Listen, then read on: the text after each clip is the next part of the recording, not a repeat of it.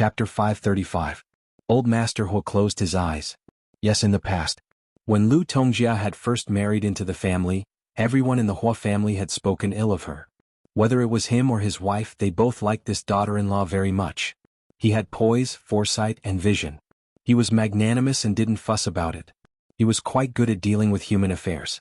Even after Hua Mingliang married Nian Chuanya, whose status was lower than the Hua family. Nian Chuanya came from a humble family and did not have much experience.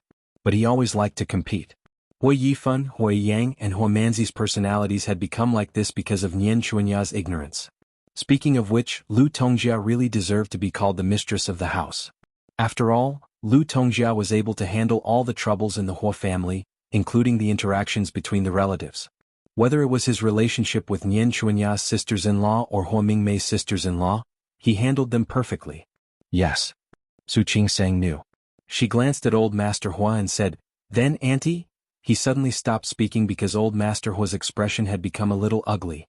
Su Qingsang's intuition told her that it wasn't something good, so she stopped asking. "It's okay, it's all in the past." Old Master Hua patted the back of Su Qingsang's hand. "Qingsang, in this world there will always be one or two people who are stubborn. It's easy for her to get stuck in a dead end. Actually, she's not targeting you. Do you understand?" "I understand. Dad, don't worry. I'm not angry and I care." She was curious about what had happened. However, seeing that everyone in the Hua family was tight-lipped, Su Qingsang couldn't bring herself to ask. In short, Jinyao's mother has her own difficulties. You're still young, don't lower yourself to her level. Don't worry, Grandpa, I won't. Yes, I know. You're a good boy. It would be great if his wife was still alive. She would be so happy to see her grandson marry such a wife. Su Qingsang didn't respond to Old Master Hua. She suddenly thought of Hua Jinyao. In fact, if anyone were to really mind, it should be Hua Jinyao, right? If Hua Jinyao didn't mind, what right did she have to criticize Lu Tongjia? She really wanted to know what had happened to make Lu Tongjia dislike Hua Jinyao so much. However, she would not easily reveal the truth of this matter. If possible, she hoped that one day when she and Hua Jinyao were close enough to trust each other, he would tell her in person. At that moment, Hua Jinyao was sitting in his office. He didn't look too good. He didn't expect the person who bribed Xiao Hong to be so calm. It had been a few days since the incident, but the other party had yet to contact Xiao Hong or give him the final payment. Was this really an accident? Why didn't he believe it at all? Yang Wenchang stood across the desk and looked at Hua Jinyao in silence. He felt that he was to blame for what had happened. "President Hua, it might also be because of my lack of supervision. I'll keep a closer eye on him." "There's no need to send more people." Hua Jinyao waved his hand. The problem was not Xiao Hong, but the person who had contacted Xiao Hong. If that person was the same person who had caused trouble for Su Qingsang, then that person might not have contacted Xiao Hong under the current circumstances. For now, you can put Xiao Hong's matter aside. Someone will keep an eye on him. You don't have to worry about it every day. But there's another matter that needs to be solved urgently.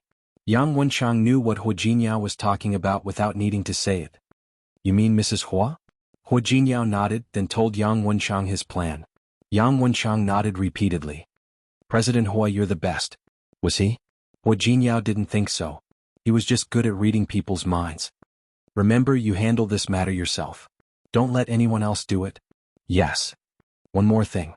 Thinking of what had happened recently, Hua Jinyao's face was unusually serious. "Don't let anyone else know about this except for you." Yang Wenchang understood immediately. "Don't worry, President Hua. I know what I'm doing. Go." Hua Jinyao waved his hand and gestured for Yang Wenchang to leave. He took the document with Hua Jinyao's signature and walked out. He bumped into Ding Qing the moment he walked out of Hua Jinyao's office. She was holding a stack of documents in her hands. "Assistant Yang, you got another job?" Ding Qing looked at Yang Wenchang with a big smile on her face. Yang Wenchang nodded and said, "Yeah, I got another job. I'm going now." "Assistant Yang, why don't you tell me what it is? Maybe I can help." "No need." Yang Wenchang looked at Ding Qing and thought of what Hua Jinyao had said. Ding Qing could be trusted for now, but if he couldn't even trust his own brother, then he wouldn't trust Ding Qing at all. "Assistant Yang, don't you trust me? If that's the case, I'm really sad." "You're overthinking." Yang Wenchang shook his head. "It's just a small matter. I can handle it." Ding Qing stood there without moving. Yang Wenchang added, "President Hua told me to keep an eye on Xiao Hong. I think that the person behind the scenes will definitely contact him soon. So I'm leaving. You need to hurry up. Ding Qing kindly suggested to Yang Wenchang. Xiao Hong received 2 million from President Hua. If he goes abroad with his girlfriend, we won't be able to find him even if we want to. That's what I said. Yang Wenchang nodded as if he was influenced by Ding Qing's words. I'm leaving now. Take care, Assistant Yang. Yang Wenchang disappeared behind the elevator. Ding Qing bit her lower lip with a bright smile on her face. Keep an eye on Xiao Hong? She wanted to see what kind of results Yang Wenchang could get. Thinking about it, it was quite interesting. Lin Gang had been proud of himself lately. His wife was giving birth in the hospital, but all the people in the hospital treated them like servants. Recently, someone had given him a large sum of money and told him to keep an eye on Su Qingsang. He couldn't let her live a good life. That kind of thing couldn't be easier for him. Look, even Li Hong only cared about money. Now her conscience is acting up again and she's now thinking about money. Thinking that he would soon live in a big villa and drive a luxurious car, Lin Gang felt that he would wake up laughing even in his dreams. As a result, Li Hong became more pleasing to the eye. After all, if that Tsich hadn't been smart enough to change her mind, he wouldn't have had the money to spend now. He was so proud of himself that he could even walk like the wind. When he was rich, no one would dare to look down on him anymore. He was so proud of himself that he almost walked with his nose in the air. Ah! He lowered his head at the sound of a girl's voice. His eyes lit up when he saw the person in front of him. You, oh? Isn't this Lin Gang? What's wrong? Old classmate, don't you recognize me? The woman in front of him raised her eyebrows and looked at Lin Gang coquettishly. You are Wen Fei? Looking at the expensive clothes on the man, Lin Gang's eyes widened. His eyes scanned the man from head to toe like X-rays. The diamond on her chest was real, wasn't it? And the watch on her wrist looked expensive. How come he didn't know that this classmate of his had become so successful after so many years? Yes, it's me. Wen Fei looked Lin Gang up and down. Old classmate, I haven't seen you for a long time. I didn't expect you to still be so beautiful. You're too kind. Lin Gang, who had been bossy in front of Su Qingsang and arrogant to everyone else in the hospital, was smiling like a blooming flower. Wen Fei used to be the most beautiful girl in the class, Lin Gang could only look up to the most beautiful girl in the class. He felt that it was blasphemy to even look at her. He didn't expect that the most beautiful girl in the class would still remember him, which made him feel so happy. Old classmate, it's fate that we met. Why don't we have dinner together? Okay. Hearing Wen Fei's words, Lin Gang almost forgot that he had left the hospital to go home and buy dinner for Li Hong. Okay, let's go. Wen Fei took Lin Gang to a restaurant in a 5-star hotel nearby. Lin Gang had always been a scammer and had met many rich people, but this was the first time he had been to a place like this. For a moment, he didn't know where to put his hands and feet. Old classmate, look at you. Don't be so polite. This hotel is mine now. You? Lin Gang was so astonished that his eyeballs almost fell out of their sockets. Yeah, surprised, right? Let's go. Lin Gang didn't believe her at first. However, as he followed Wen Fei into the restaurant, the waiters on both sides bowed and greeted her. Lin Gang was shocked by such a scene. He kept his body close to Wen Fei's back and didn't dare to look around. Lin Gang didn't relax until they entered the private room. Wen Fei acted as if she didn't notice his uneasiness. She called the waiters over and began to serve tea and dishes for Lin Gang. She didn't even look at the menu and directly asked them to serve the most expensive dishes in the restaurant. Old classmate, this lobster from Australia was just flown in today. It's fresh. I hope you like it. Wen Fei said it politely, but the carelessness in her tone shocked Lin Gang. How come? Australian lobster? He had only seen it on TV. How could he have the chance to see it in real life? And a bottle of 1982 Lafite, Wen Fei said with an embarrassed look on her face. Old classmate, I'm really sorry. In fact, this Lafite is very famous. In fact, there are many European wineries that have better wines than Lafite. However, Lafite is very famous in China. It can't be helped. Some people just like its name. Please don't take it to heart. No. Lin Gang didn't know where to put his hands and feet again. Australian lobster, 1982 Lafite. Top French foie gras. These ingredients that Lin Gang had only heard of but never seen were brought to the table one by one. Like a noble lady, Wen Fei held the knife and fork elegantly and taught Lin Gang how to use it. She didn't dislike it at all. At first, Lin Gang felt uncomfortable. After 2 glasses of wine he relaxed. Wen Fei didn't dislike him at all. Instead, she was very gentle. She also taught him how to use the knife and fork, how to taste wine, and how to eat Australian lobster. Lin Gang's eyes lit up. Wen Fei, I didn't expect that you could become like this. What's wrong? Are you surprised? Yes, I'm surprised. I still remember that your family was not very rich in the past. In fact, everyone was similar. But compared to the current situation, it was very ordinary. Yes, I didn't expect that either. Wen Fei picked up the wine in front of her and gently swirled the glass. She seemed to be very emotional. What's wrong? Miss Wen, you are so good now. Why are you still unhappy? Wen Fei looked at Lin Gang's red face and sighed. She didn't look as happy as before. Instead, she looked sad. Lin Gang had drunk a lot of wine, so he was no longer as cowardly as before. Even the way he addressed her changed. Miss Wen, if you have any difficulties, just tell me. I can do it. I promise I will help you. Although I can't help you much with my ability in my current situation. You may dislike me. Old classmate, what are you talking about? I don't have the right to dislike others now.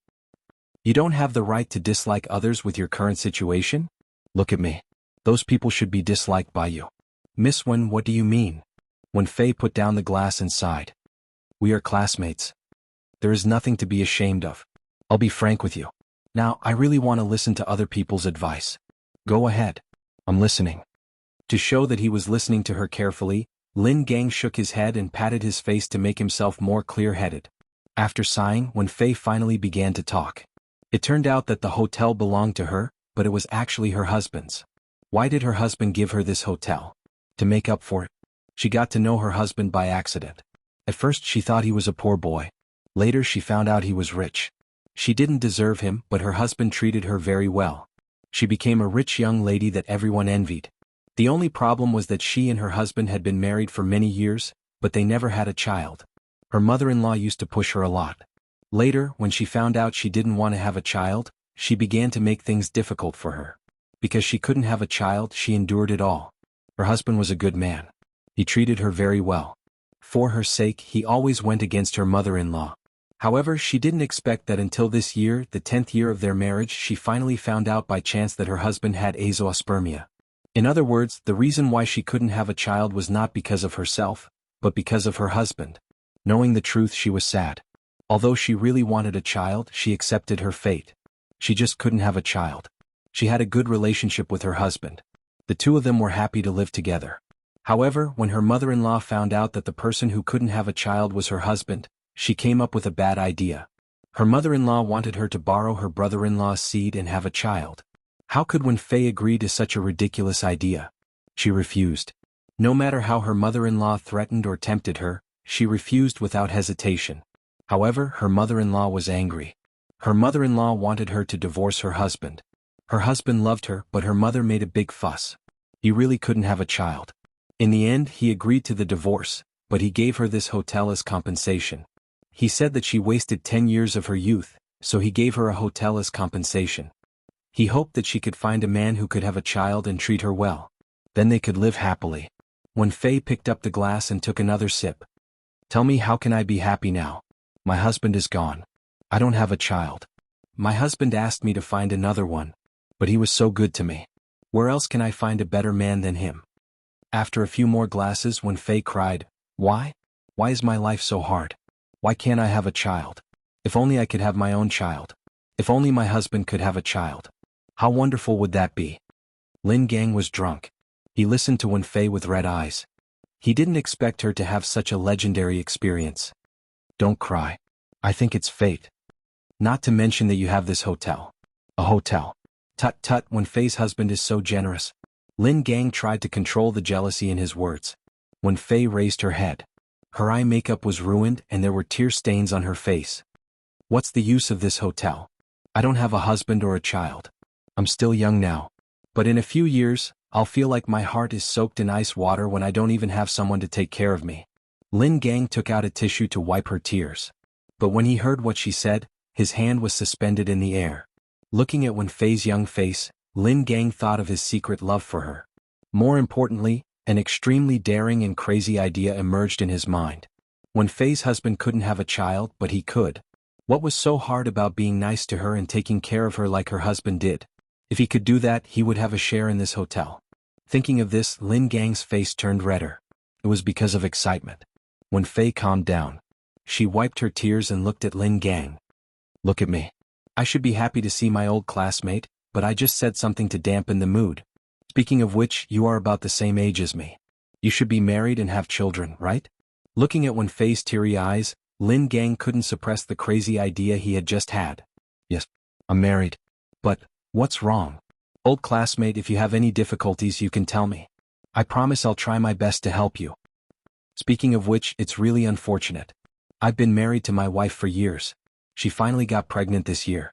But she was hit by a car last month. 2 lives. Poor me. Lin Gang couldn't make up the rest of the story, but it didn't affect his acting. He lowered his head and pretended to cry. Wen Fei looked at him with sympathy. I didn't expect it, old classmate. We're in the same boat now. As she spoke, she took out a tissue to wipe Lin Gang's tears.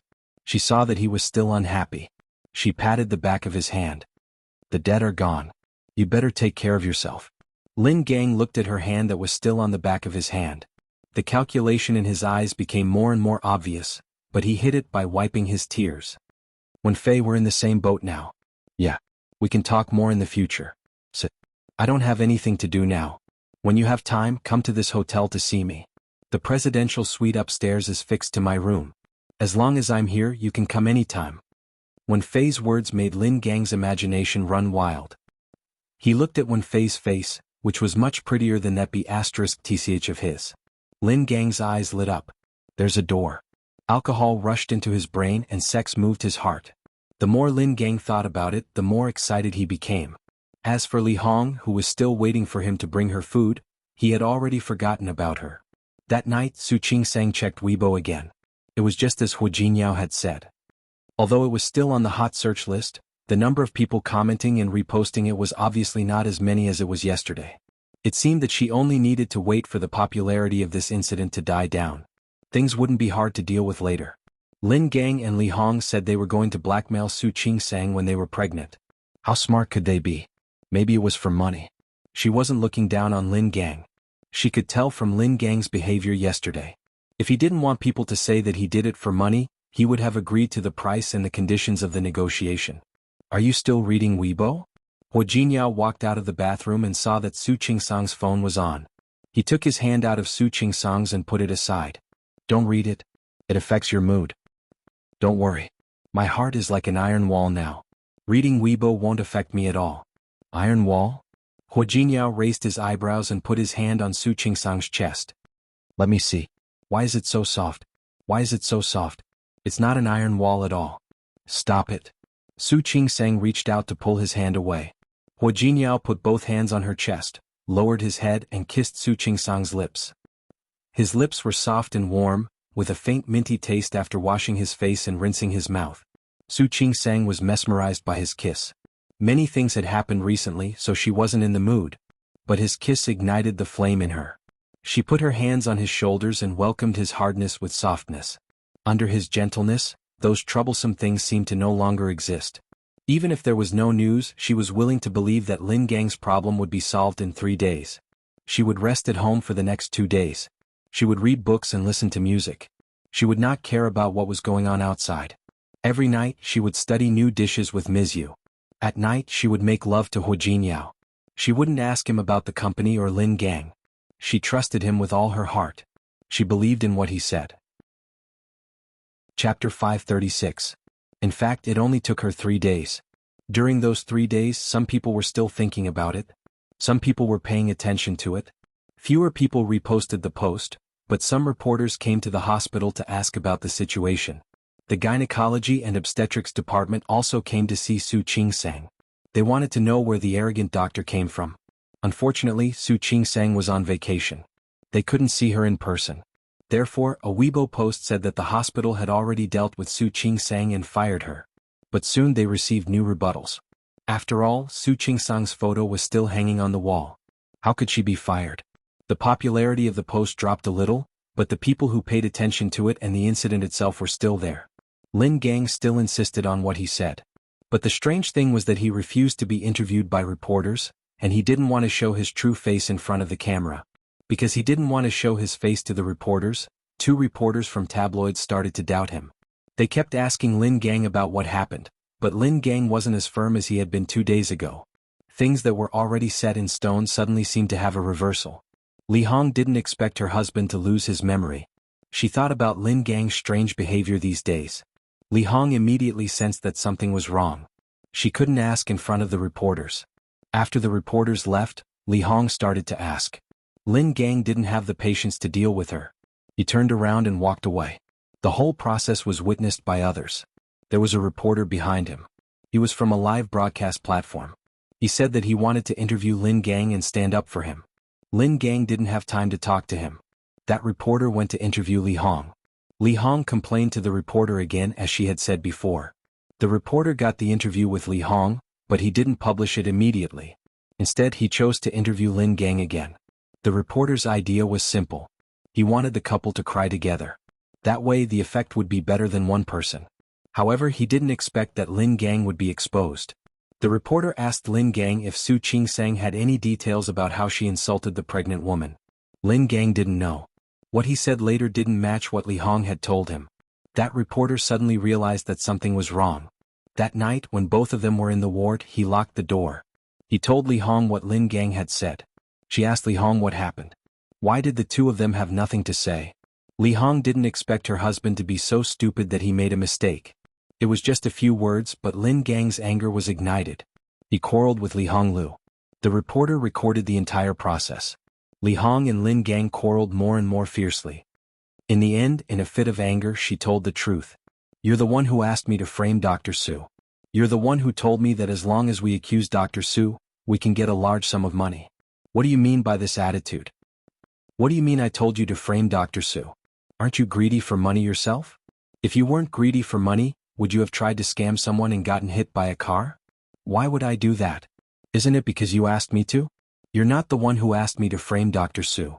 Didn't you also ask me to frame him? Li Hong was furious. She didn't expect that Lin Gang would put all the blame on her. If you didn't ask me to lie for money, would I have done such an ungrateful thing? Dr. Su was her lifesaver. You did what I asked you to do?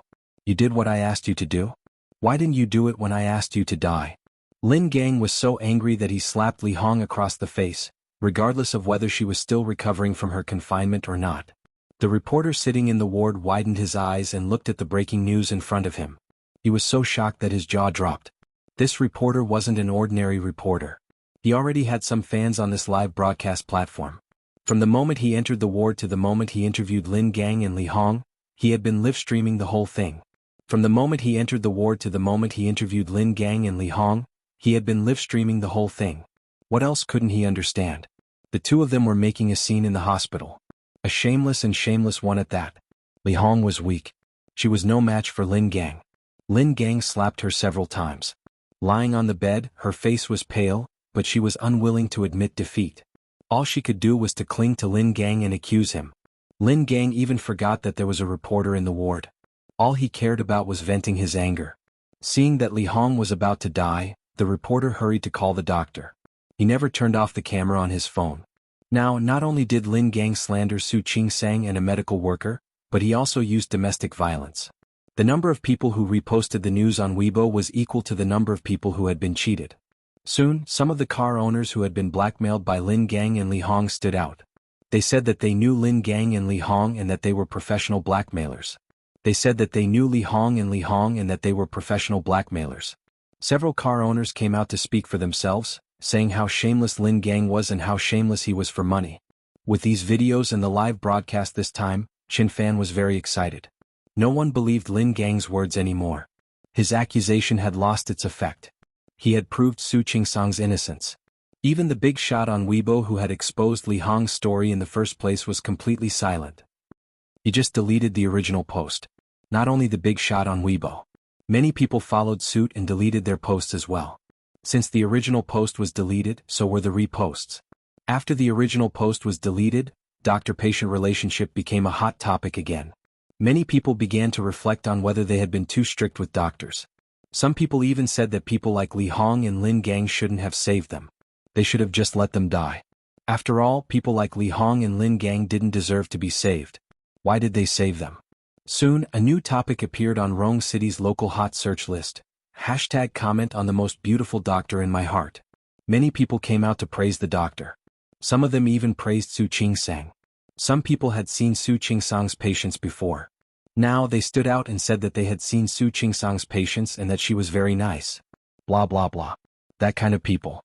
Although these people were criticized for saying things after the fact. In any case, the danger that had a huge impact on Su Qing-sang this time was over. On the afternoon of the third day since the live broadcast reporter published the news, all the comments that were negative about the doctor and Su Qing-sang disappeared. The rest of the comments were all praising the doctor. They said that the doctor had to bear the unfair criticism while saving people. At last, the first hospital of the city released an official post on Weibo. They said that they would keep their hearts and continue to save people. They would praise Su Qing-sang.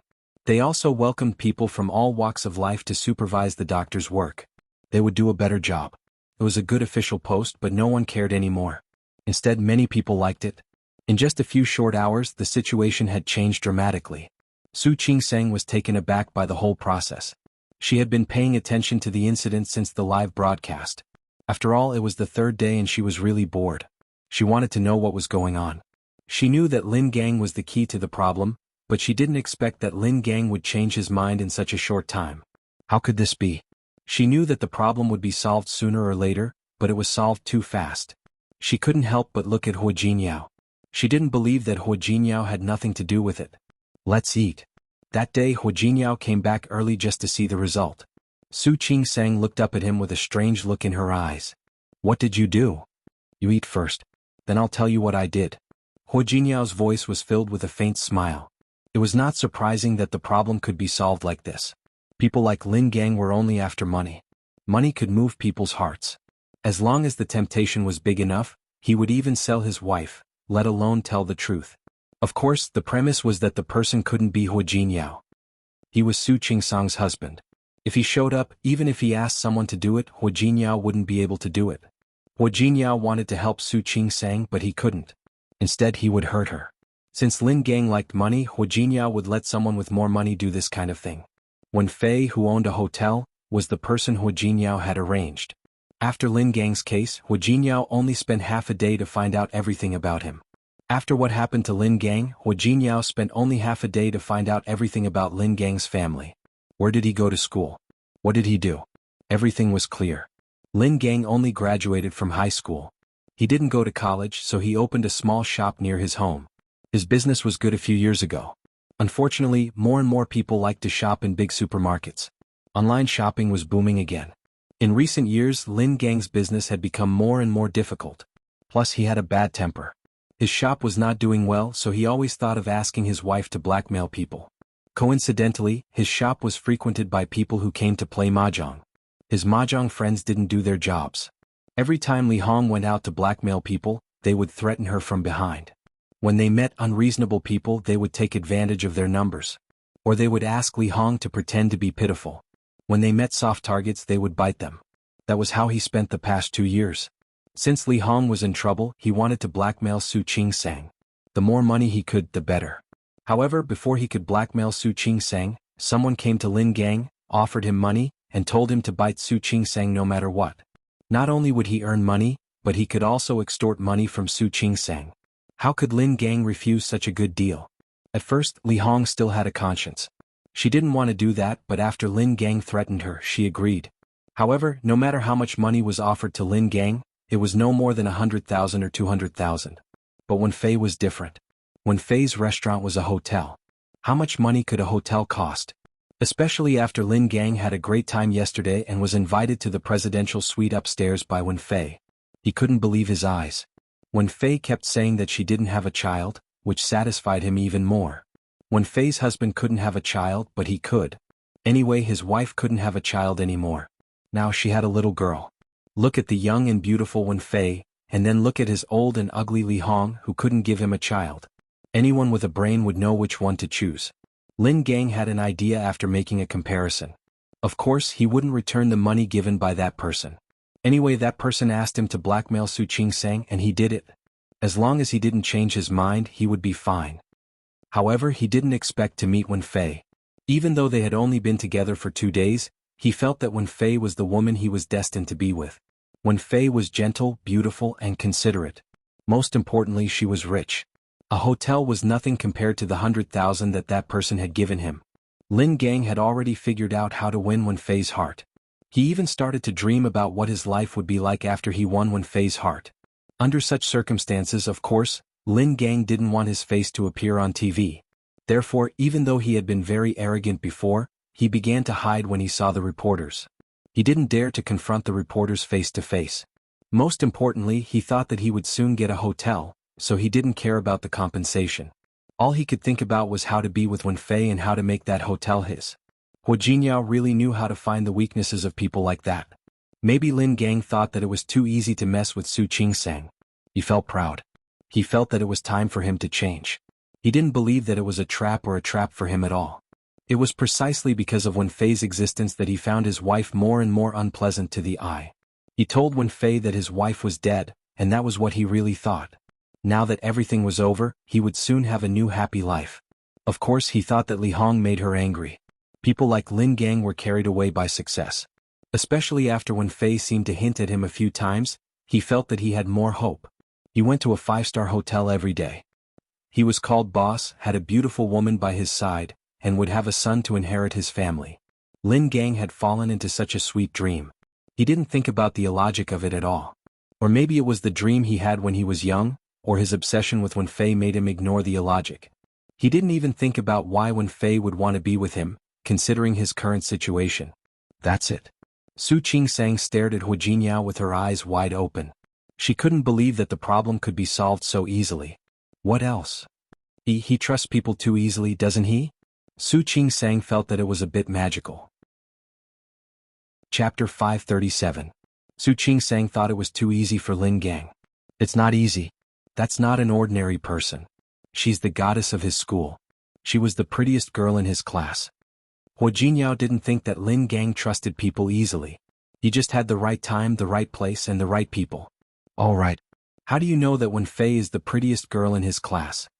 Hua Jinyao looked at Su Qingsang's twinkling eyes, which were like stars in the night sky, and smiled. Kiss me and I'll tell you. Not serious. Su Qingsang looked at him but didn't kiss him. She thought of something else. Well, you also said that Wenfei was the one who asked her to approach Lin Gang. What if Lin Gang doesn't let her go? I said kiss me and I'll tell you. This guy is really... Su Qingsang leaned over and kissed him. Hua Jinyao didn't think it was enough, so he held her and kissed her deeply. He didn't let her go until she was out of breath. He could kiss her if he wanted to, but he liked to see her blush.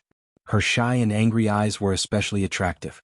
Hua Jinyao couldn't help but lean over and kiss her cheek again. Can you tell me now? I was too naive when I deleted the Weibo post that day. Later, when the news got out, I asked Yang Wenchang to investigate Lin Gang. It didn't take long to find out everything about a person like Lin Gang.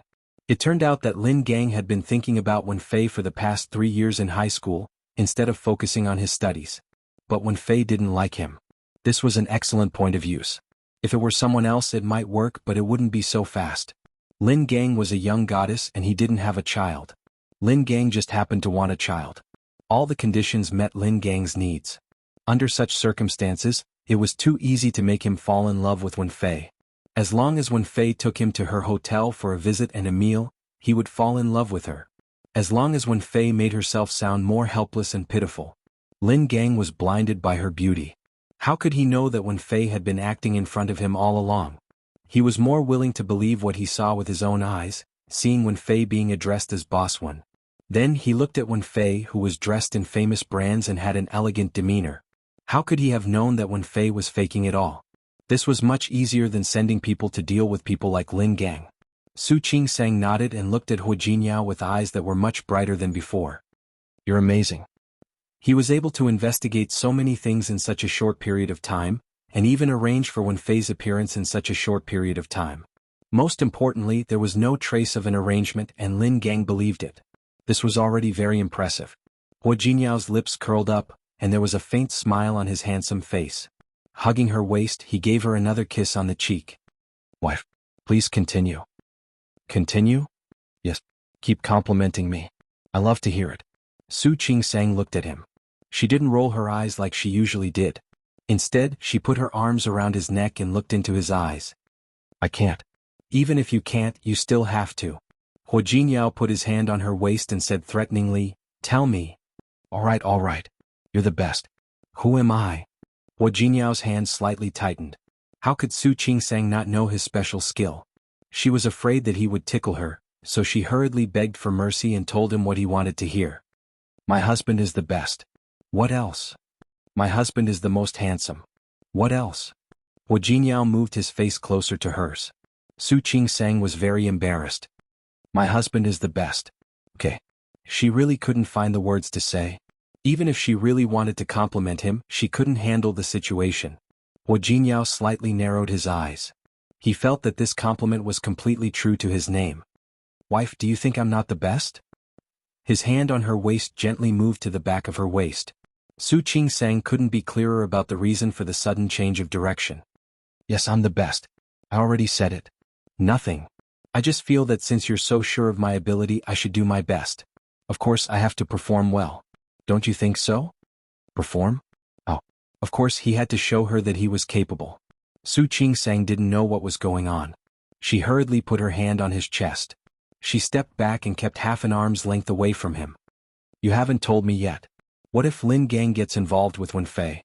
"Don't worry about that. She won't." "Are you so sure?" "Of course I'm sure." Hua Jinyao looked at Su Qingsang and gently pinched her cheek. "Wenfei will go abroad in a few days. Where will Lin Gang find her then?" "Go abroad?" "Yes." Hua Jinyao nodded. There was actually a reason why he went to Wenfei. Wenfei's story was fake. She had a son. Her son was born with congenital heart disease. He needed a transplant. All these years, Wenfei's husband divorced her and abandoned her because of the treatment fee and the child. Her husband didn't want to save the child, but Wenfei couldn't give up. She wanted to give the child the operation, wanted the child to have a healthy body. However, she was poor and had no money. All these years she could only watch her sick son grow up slowly. Finally, last week, she received news from the United States that there was a suitable heart source.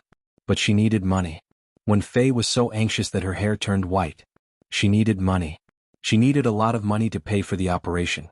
When Yang Wenchang came to her, she agreed without hesitation.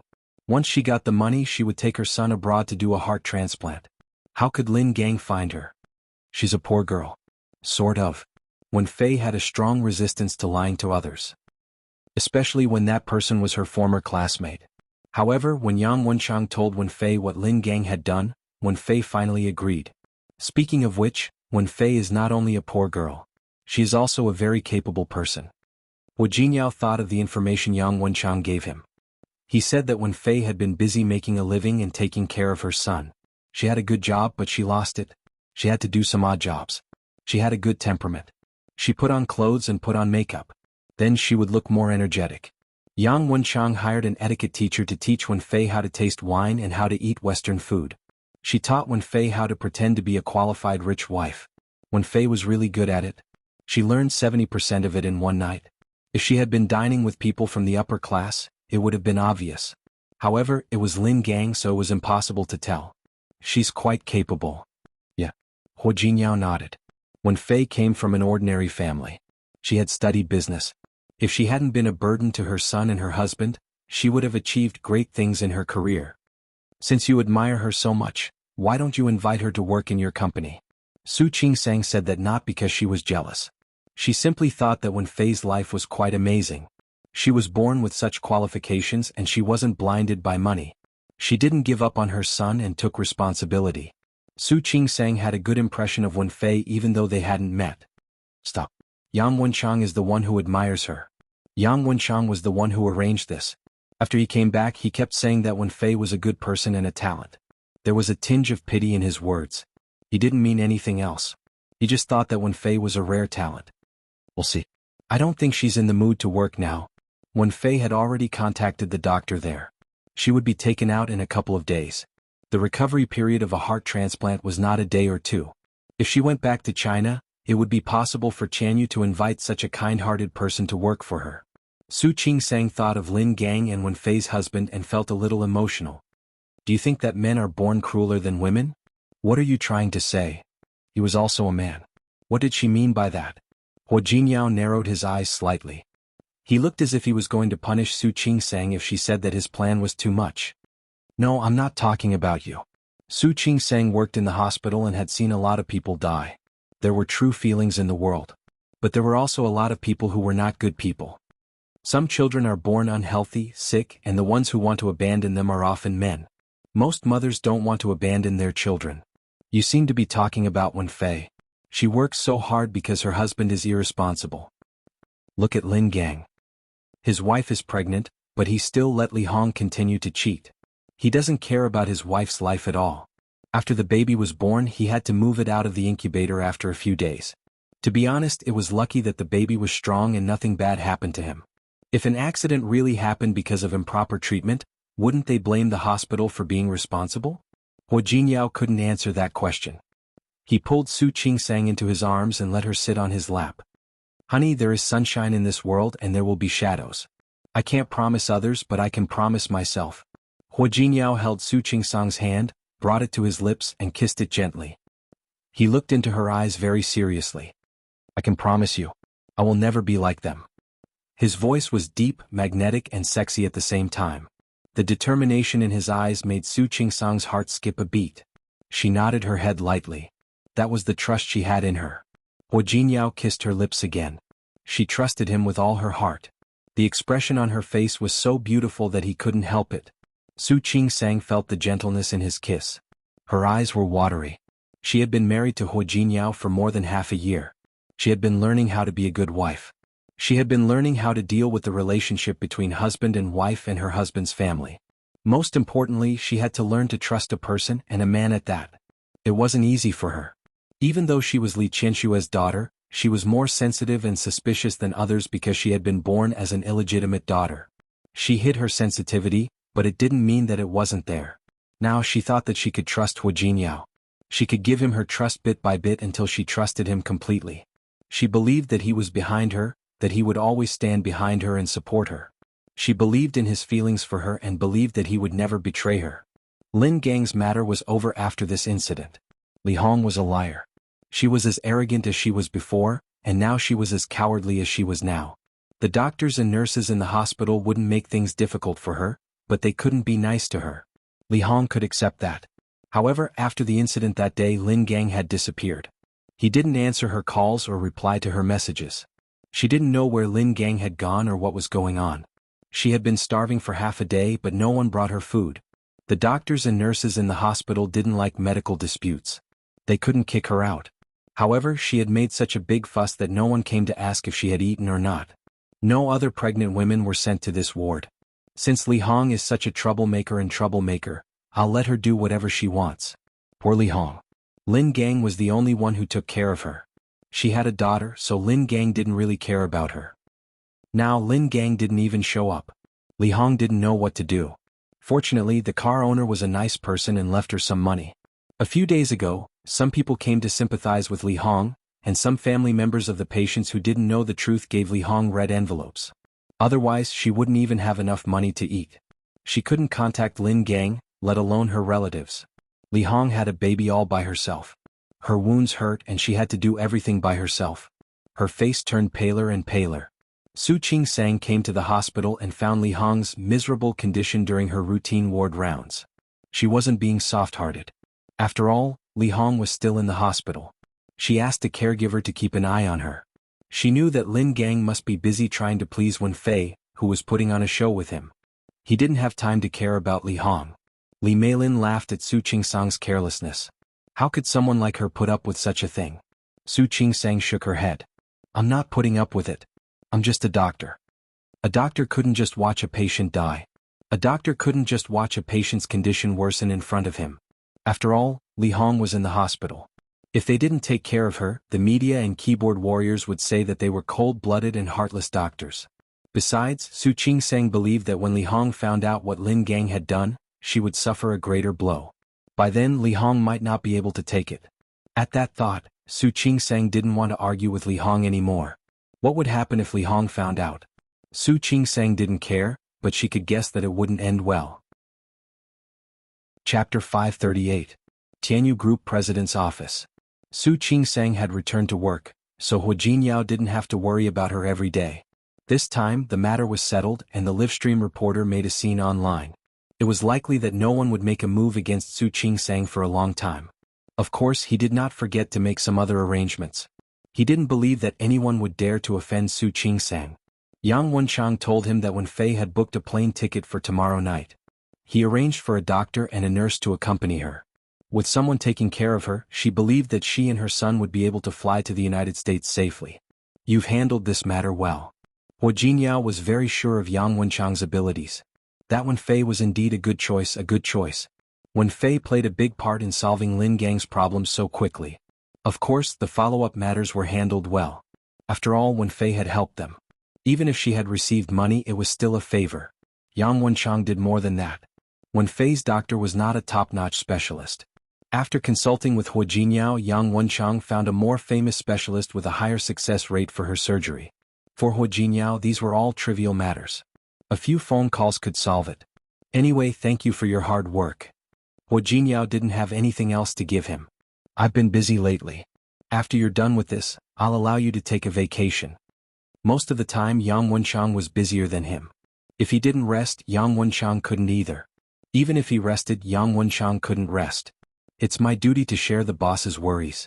Yang Wenchang smiled and said, but if you're willing to let me rest longer, I'll be even happier. Hua Jinyao didn't object. That's fine, but you have to train you and the others first. When I can replace you, you can take a vacation. Indefinite leave. Then President Hua, I won't let you go. Yang Wenchang joked with Hua Jinyao. He had been working for Hua Jinyao ever since he graduated from university.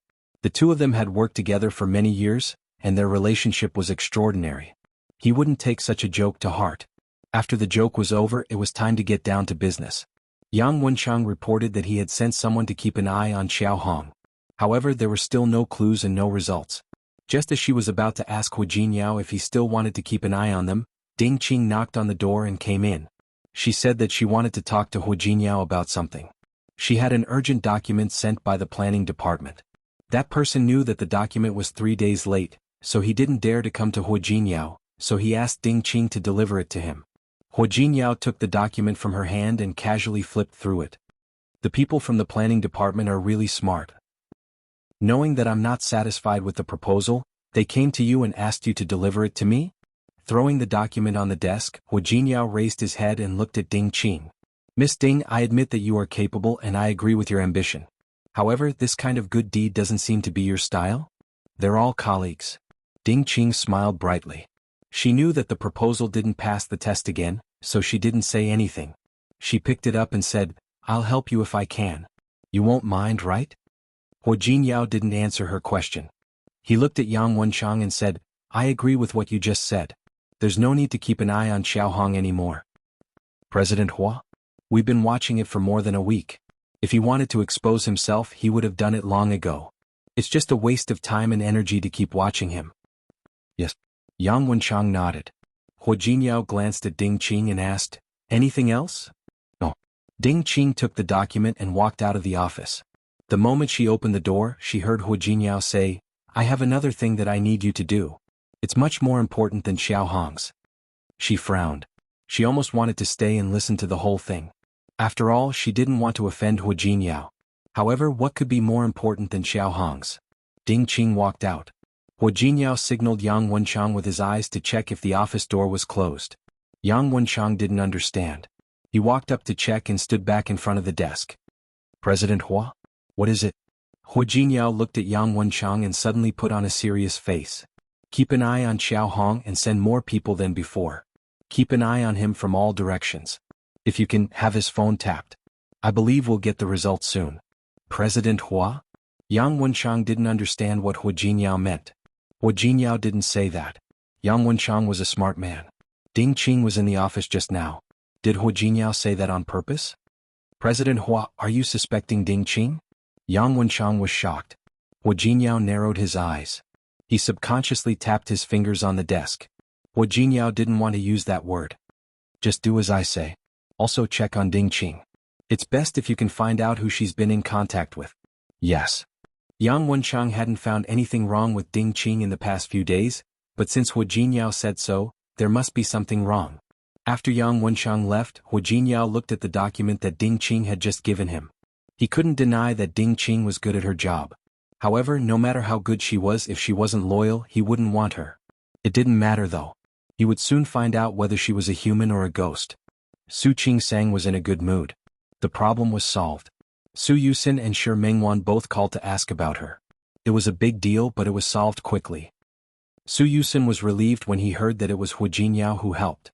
After the incident, the leaders of the hospital all came to the gynecology and obstetrics department to visit her, saying that she had been wronged. They also praised Su Qingsang at the hospital meeting, saying that she didn't care about personal gains and losses. They said that she didn't care about the past and treated the patients' families like family members. Su Qingsang knew that the hospital didn't want to offend anyone. She had just been in the hospital for a short time. How could she deserve that kind of praise? She didn't take it to heart. She continued to work and perform surgeries. Every day she was busy. She was busy, but Hu Jinyao wasn't idle either. She noticed that he was even busier than before. A few more days passed. Li Hong's wound was almost healed. She could leave the hospital. However, there was a problem. Lin Gang didn't show up. No one paid the rest of the bill for Li Hong, so she had to stay in the hospital. She kept calling Lin Gang and asked her neighbor to tell Lin Gang about her. Lin Gang finally showed up. He paid the hospital bill, left 50,000 yuan, and ran away after saying that he wanted a divorce. Li Hong screamed in pain. She held Lin Gang's hand tightly and didn't want to let go. She couldn't believe that Lin Gang would be so heartless as to leave her and her daughter behind. Lin Gang, you will die a horrible death. You encouraged me to blackmail you, and it was also your idea to slander Dr. Su. How dare you abandon me? You're not a human being. Li Hong made a scene in the hospital, but she didn't expect that Lin Gang would abandon them. It wasn't because of what had happened before. When Fei was a smart girl. She didn't want Lin Gang to pester her, so she comforted him a few days ago. Before she left, she told him that she was going abroad for a business trip. Lin Gang was dreaming, so he didn't think too much about it. He asked when Fei and found out that she would be away for more than a week. His eyes were full of disappointment. When Fei was afraid that he wouldn't fall for it, so she gave him the key card to the presidential suite and told him that he could stay there at night if he wanted. For Lin Gang, it was as if he had won the lottery. He stayed in a 5-star suite in a luxurious hotel and enjoyed the luxurious meals served by the hotel every day. How could he care about Li Hong's life when he was so ambitious? The money that the car owner had given him was used to pay for the hospital fees. The 100,000 yuan he had was given to him by the person who asked him to slander Su Qingsang. He didn't want to give Li Hong a single cent of the 100,000 yuan. However, he realized that he was going to have a hotel soon. He was generous enough to give Li Hong 50,000 yuan. He considered it a divorce. Li Hong had just given birth to a baby. Even though her wounds had healed, she was still very weak. She had been beaten and had no one to take care of her. Now Li Gang wanted to divorce her. How could she stand it? She didn't want to leave the hospital anymore. She made a scene in the hospital and refused to leave. Later, the security guards came and called the police. Finally, Li Hong was persuaded to leave. She took the 50,000 yuan, held her daughter, and left the hospital alone. Su Qingsang didn't pay much attention to it. For one thing, she had become a celebrity in Rong City after what had happened to Lin Gang. Many people came to see her for treatment. The hospital even opened the back door and let her become a specialist. She had a lot more patients than before, so she was busier than ever. For another thing, she couldn't feel any sympathy for Li Hong. Lin Gang had asked her to blackmail him, which was his fault. However, Li Hong knew that it was wrong and dangerous, but she still went. She had her own problems. She had only herself to blame for what had happened. She couldn't blame anyone else. On the other hand, Yang Wenchang, who had been lying low for a while, finally got the information that Hu Jinyao wanted. President Hua Lin Gang was kicked out of the hotel today. Yang Wenchang reported to Hu Jinyao about what had happened. He got off lightly. He had stayed in the hotel for a few days and enjoyed himself for a few days. Yang Wenchang felt a little guilty. It was too easy for a man like him to get all that. You don't understand, do you? Hu Jinyao smiled. The more you do that, the crueler it will be for him. If a man had never gotten something, he would never think about it. However, once he got it, he would lose it. That feeling was more painful than if he had never gotten it. A few days ago, when Fei told Lin Gang that she was going on a business trip and asked him to stay in the presidential suite, he believed her. Not only did he believe her, he even went to divorce Li Hong. Now that he and Li Hong had divorced, it was time to close the net. Li Hong wasn't easy to deal with. Lin Gang wanted to divorce her, so she asked him to give her the house and the money. Otherwise she wouldn't leave. She said that she had to take care of the baby, eat and drink, and pay for the baby's milk powder. Lin Gang was still dreaming of marrying a rich woman. After thinking about it, he didn't make it difficult for her. He gave Li Hong the money and the house. After that, the staff at the hotel got the news as well. When Lin Gang went back to the hotel, he was told that the presidential suite had expired. The staff asked him if he wanted to renew it. Lin Gang was dumbfounded. He couldn't believe his ears, so he kept arguing with the staff at the hotel. He said that the hotel belonged to Wen Fei and that Wen Fei was his friend. Why did he have to pay? The staff of the hotel were confused. Who is Wen Fei? The hotel was booked by someone else and the name wasn't Wen Fei's. Wen Fei wasn't the owner of the hotel either. When Wen Fei came that day, did you call her President Wen? We have a general manager or a boss here and they all call him boss. Lin Gang wasn't convinced by the staff's explanation, so he started arguing. In the end, even the police came. After a while, he realized that he had been tricked. Just like Li Hong, he cursed loudly in the hotel. However, he was taken away by the hotel security and the police. Now Lin Gang was crazy. He was looking for Wen Fei everywhere. Hua Jinyao truly thought that Lin Gang was ridiculous. You did a good job. We'll take it as a kindness that he took advantage of us. Yang Wenchang nodded. That was the truth. Lin Gang still couldn't believe that he had been tricked. Wen Fei was his classmate. Lin Gang went crazy and said that the hotel staff must have thought that Wen Fei, a single woman, was easy to bully. That was why the hotel staff tried to murder her. Let's not talk about Lin Gang anymore. He can't do anything now anyway. Yang Wenchang had found some important information today. President Hua, I found something about Ding Qing that you asked me to keep an eye on. Hua Jinyao narrowed his eyes. Yang Wenchang took out the file and put it in front of Hua Jinyao. Last night, Ding Qing's people ran into the people who were keeping an eye on Xiao Hong. Hua Jinyao's eyes fell on the photo. Ding Qing and Xiao Hong met in a bar again. It was a crowded bar, which made it convenient for them to meet each other and for Yang Wenchang's people to take photos. She's alert. After you said that, she didn't go to Xiao Hong right away. Instead, she went there 3 days later.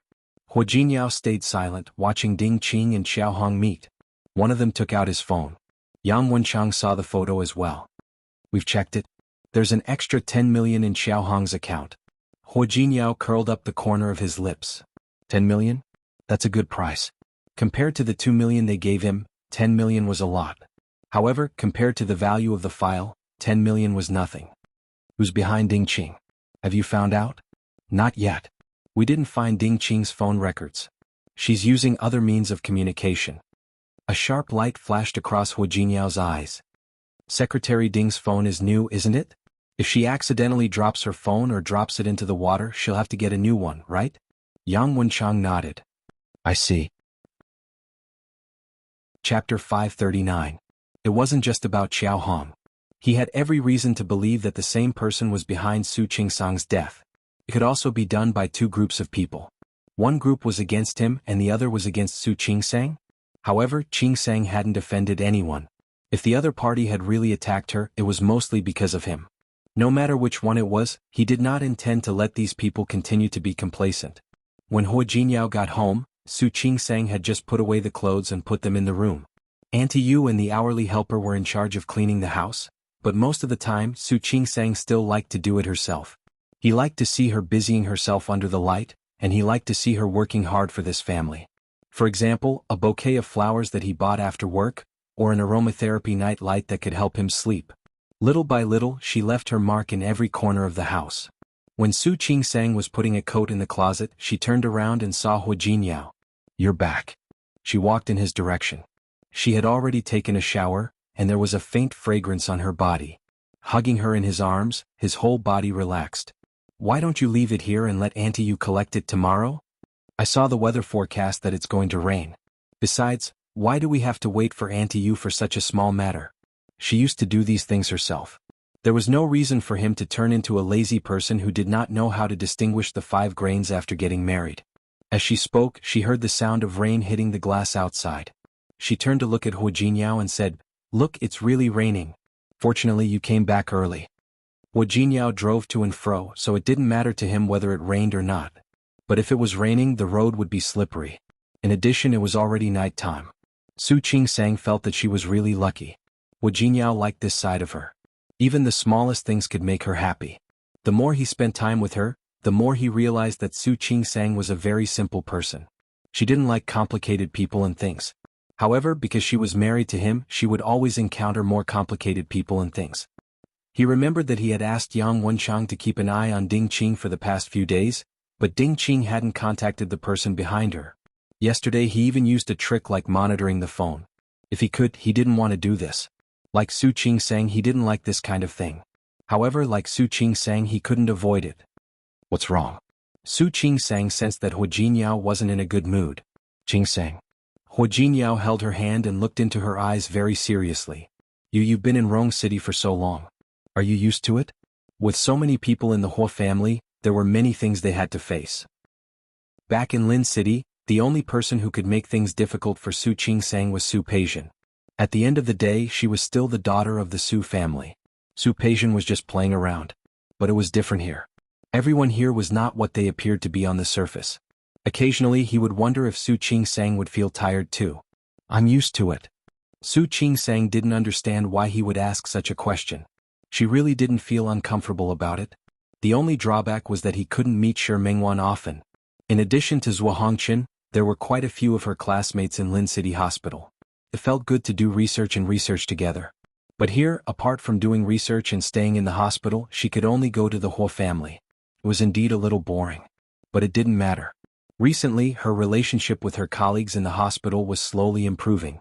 She wouldn't be bored forever. Really? Why didn't Hua Jinyao believe it? So what if I'm really not used to it? Can I go back to Lin City? Hua Jinyao couldn't answer this. The headquarters of Tianyu Group was in Rong City. Even if he returned to Lin City, he wouldn't stay for long. And since he couldn't leave, Su Qingsang naturally had to stay here. For the first time, Hua Jinyao realized that he wasn't so omnipotent. He had weaknesses and responsibilities. He didn't have the right to be willful. Hua Jinyao hugged Su Qingsang tightly in his arms, as if he was afraid of losing her. He hugged her tightly. This time Su Qingsang guessed what he was thinking. She put her hands on his back and patted him gently. Su Qingsang looked up at him and said, Hua Jinyao, I'm not uncomfortable. It's quite good. Although the winter here was very cold, there was heating. Although there were very few acquaintances here, she would slowly get to know them. As long as the person beside her was him, those problems wouldn't be problems. She would be good and try her best to live here. For him and for herself. Hua Jinyao looked at her fair, almost transparent face under the light. He lowered his head and gently kissed her lips. The words thank you didn't come out. He didn't need to say it. Peijian, it's raining outside. Where are you going? Xiang Kaiping looked at the weather outside and found that Su Peijian had changed her clothes and was holding her bag, looking like she was going out. To see a friend. Su Peijian didn't answer Xiang Caiping's words very patiently. It wasn't that Xiang Kaiping didn't understand, but now she was only worried about her daughter's safety. But it's going to rain later. What friend can't you see tomorrow? Mom, my friend from Lin City. He flew all the way from Lin City to see me. I cannot go, can I? Although Xiang Kaiping gave her the supermarket, she still kept the shares for herself. Su Peijian patiently answered Xiang Caiping's question. What friend? You won't know him even if I tell you. Su Peijian saw the hesitation on Xiang Caiping's face. She stepped forward and patted Xiang Kaiping on the shoulder. All right, I promise you. I'll be back soon after I see him.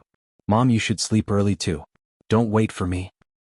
But, I'm leaving. Su Peijian waved and walked out. Xiang Kaiping stood at the door of the villa. The door was not closed yet. The cold air outside blew in and she was so cold that she shrank. She closed the door and stood by the window watching Su Peijian start the car and drive away. Actually, it wasn't just today. After coming to Rong City, she found that Su Peijian liked to go out and play. Not only during the day but also at night. She didn't seem to want to stay in this house and she didn't want to accompany her. Xiang Kaiping asked where she went several times. But Su Peijian was unwilling to answer every time. Or she would say a few words casually. She asked too many times and Su Peijian said that she didn't know even if she told her. Xiang Kaiping couldn't tell how she felt. But she knew that this wasn't the mother-daughter relationship that she had imagined. She still remembered that when she mistook Su Qingsang for her, Su Qingsang was very good to her. Every time she got off work, she would rush back. She would talk to her and accompany her to relieve her boredom. She would take her shopping everywhere and buy things for her. She wasn't like Su Peijian, who seemed to be a different person after she came. She was impatient with herself and didn't want to talk about what she had encountered outside. Last time, because the supermarket staff told her about her whereabouts, Su Peijian lost her temper. She said that she wasn't a prisoner, not her prisoner. She told her not to watch her every day, saying that it would make her feel pressured. After being scolded like that, Xiang Kaiping didn't dare to care about her anymore. She couldn't hide the pain in her heart. She didn't want to care about her. She just cared about her. Why did she say that to her? How did she respond at that time? She tried so hard to explain to Su Peijian that she almost cried. Although Su Peijian believed her, she didn't let her care about her anymore. Not only that, she also used the excuse that the staff was not loyal to her and replaced them. She knew that the people who were still working now were all old employees of the company, but she still let Su Peijian make a scene. After that incident, the group of old employees didn't dare to talk to her again when she went to the supermarket. She wanted to ask Su Peijian how she was doing every day, and if there was anything she couldn't solve in the business. Because those employees were afraid of being fired, no one dared to tell her about Su Peijian. She only found out later that Su Peijian went to the supermarket. She didn't treat the supermarket as her home like she used to, and she was busy from morning to night. More importantly, Su Peijian was often not there, and she didn't know where she went. She asked again later, and Su Peijian's temper was even worse than before. The more she said that she was just worried, the more Su Peijian was disgusted. I'm such a big person and I have hands and feet. How can I be lost? Su Peijian's words made her speechless. Xiang Kaiping knew that her daughter didn't have the time they spent together for more than 20 years, and she couldn't be close to her. Naturally, she wouldn't listen to her. However, knowing was one thing and accepting was another. That was her daughter after all. Xiang Kaiping looked out of the window. The rain was getting heavier, and the disappointment in her heart was getting more and more obvious. She couldn't help but think that if Su Qingsang was really her daughter, she suppressed the thought as soon as it came to her. She couldn't think about it. No matter how inconsiderate Su Peijian was, she was her own daughter. She was her own daughter. She hated that Li Qianxue. She took her man and her daughter away. She raised her daughter to be what she was today. Speaking of which, it wasn't Su Peijian's fault. It was Su Qinghui and Li Qianxue's fault. Xiang Kaiping thought that she should treat Su Peijian better, a little better. Maybe Su Peijian would be moved by it. Yang Wenchang looked at Hu Jinyao and his face was very dark. It had been almost 10 days since Hu Jinyao asked Yang Wenchang to investigate Ding Qing. Yang Wenchang was very patient, and Ding Qing seemed to be very patient too. Nothing unusual had happened to her these days. Not only was her behavior normal, but even her phone calls were normal. However, that only lasted until last night. Last night, Yang Wenchang's men listened in on Ding Qing's phone calls as usual. Chapter 540. Su Peijian sat in the private room. On her left sat the Huo brothers, Huo Yifan and Huo Yang. On the right were a few children who got along well with the Huo brothers. Speaking of which, it was quite interesting. Huo Jinyao had a few childhood friends including Li Junxing, Su Changlong, Wan Xianyang, Cheng Xianyun and Tang Mohan. His circle was almost fixed. If others couldn't enter, they wouldn't easily bring outsiders into their circle. However, whether it was the Li clan, Wan clan, Tang clan or Su clan, it was impossible for them to only have one brother. As for the cousins of these families, they couldn't get into Huo Jinyao's circle, so they naturally hung out with Huo Yifan and Huo Yang. Other than them, there was also He Shenkai. Ever since he was humiliated by Huo Jinyao, he thought of a way to hook up with Huo Yifan. It was true that Huo Jinyao could be proud now, but who knew how long he could be proud? As for the rest of the people, they were just following the crowd and watching the show. If they really made a move on the Huo family, they would probably be scared out of their wits. Su Peijian raised the cup in front of her and gently took a sip. Her every movement had the air of a young lady from a wealthy family. She smiled faintly, her facial features beautiful, but there was a hint of grievance and melancholy in her eyes. Speaking of which, it was true that Su Peijian was spoiled and willful, but she had changed in the past few months. She was completely different from the spoiled young lady she used to be. She had the magnanimity of a rich young lady who had been carefully cultivated by Li Qianxue, but there was also a light worry in her eyes that was different from that of ordinary rich young ladies. A few months ago, Su Peijian had gotten to know He Xingxian, so she had gotten to know that employee of the Tianyu group. She had only gotten to know Huo Jinyao, but she had accidentally discovered something interesting about the Huo family. For example, Huo Jinyao was the eldest son, but he was not favored in the Huo family. For example, Huo Jinyao's position as the CEO was not as stable as others thought. She also asked about other things. The more she found out, the more interesting she found it. She was glad that she had come to Rong City. This place was much more fun than Lin City. Peijian, won't you have a drink with me? Hui Yifan looked at Su Peijian with a hint of amusement in his eyes. It was undeniable that after interacting with this woman a few times, he felt that she was quite to his taste. What? Su Peijian raised her eyebrows and turned to look at Hui Yifan. Mr. Hua, are you treating me as an escort? How could this be? Hui Yifan stepped forward and put his arm around her waist. I admire you and want to have a drink with you. How's that? Good reason. Su Peijian smiled, raised her glass and handed it to Hui Yifan. Well, here's to your good taste. Hui Yifan smiled and clinked glasses with Su Peijian. I find that I admire you more and more. Thank you. Su Peijian clinked glasses with him and downed the wine in one gulp. The corners of his lips curled up with a hint of smugness. Her charm was still there. Only blind people like Qiu Yanba and Hu Jinyao would stare at Su Qingsang. Hui Yifan was much more perceptive than the others. Mr. Hua, how about we play something exciting? As soon as she said that, not only Hui Yifan but also Hui Yang and the others stared at Su Peijian. Su Peijian enjoyed their gazes very much. Hui Yifan stared at her face and tightened his arm around her waist. How exciting. Let's make a bet. What bet? I bet that you will fall in love with me in a month. As Su Peijian spoke, she gently poked Hui Yifan's chest. She knew which angle of her was the most beautiful and seductive. She had practiced many times in front of the mirror at home for today. Hui Yifan smiled and the others followed suit.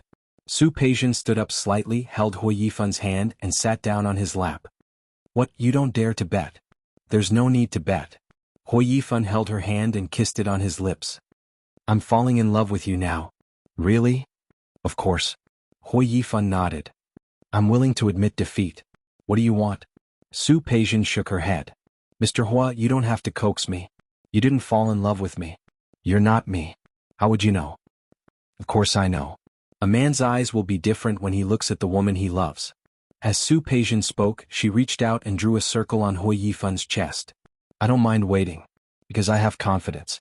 In a month you will definitely fall in love with me. Hui Yifan looked at the beauty in Su Peijian's eyes and couldn't help but want to kiss her. However, Su Peijian stood up at this moment and quickly left his arms. Mr. Hua, I think it's better for us to maintain a sense of mystery before you fall in love with me. As she spoke, she picked up her bag on the sofa. Mr. Hua, Mr. He, young Master Wan, young Master Tang, I have to go home. Excuse me. I'll see you next time. Waving her hand, she left in her high heels. Hui Yifan almost got up to chase after her. Hui Yang looked at his brother and narrowed his eyes. Brother, do you really like her that much? It's exciting, isn't it? Why do I feel like she's not a good person? Hui Yang wasn't stupid. How many people in this circle were stupid? It was obvious that Su Peijian wasn't from a good background. She suddenly appeared and inexplicably entered their circle after only a few interactions. It felt like they knew every step of the way. But now that he looked back, he felt that it was unexpected. Not a good person? Hui Yifan smiled and turned to look at him. Are you a good person? Brother. Hui Yifan picked up the wine in front of him and took a sip. Don't worry. Of course, I know she's not a good person. He could even guess that Su Peijian had an ulterior motive. But so what? The more beautiful a woman was, the more sense of accomplishment he would feel when he conquered her. He couldn't wait to see Su Peijian submit to him. The atmosphere in the office was still very tense. Yang Wenchang looked at Hu Jinyao with a complicated expression. Originally, when Ding Qing made a move, he would naturally be able to find something on her. But when Yang Wenchang found it and recorded it, he suddenly didn't want to show it to Hu Jinyao, who was in contact with Ding Qing. Yang Wenchang stood there without moving. He didn't know how to give the investigation report to Hu Jinyao. This was the most complicated thing he had ever been since he started working for Hu Jinyao. President Hua, Hu Jinyao raised his head to look at him. Yang Wenchang's lips were pressed together tightly. He didn't look well.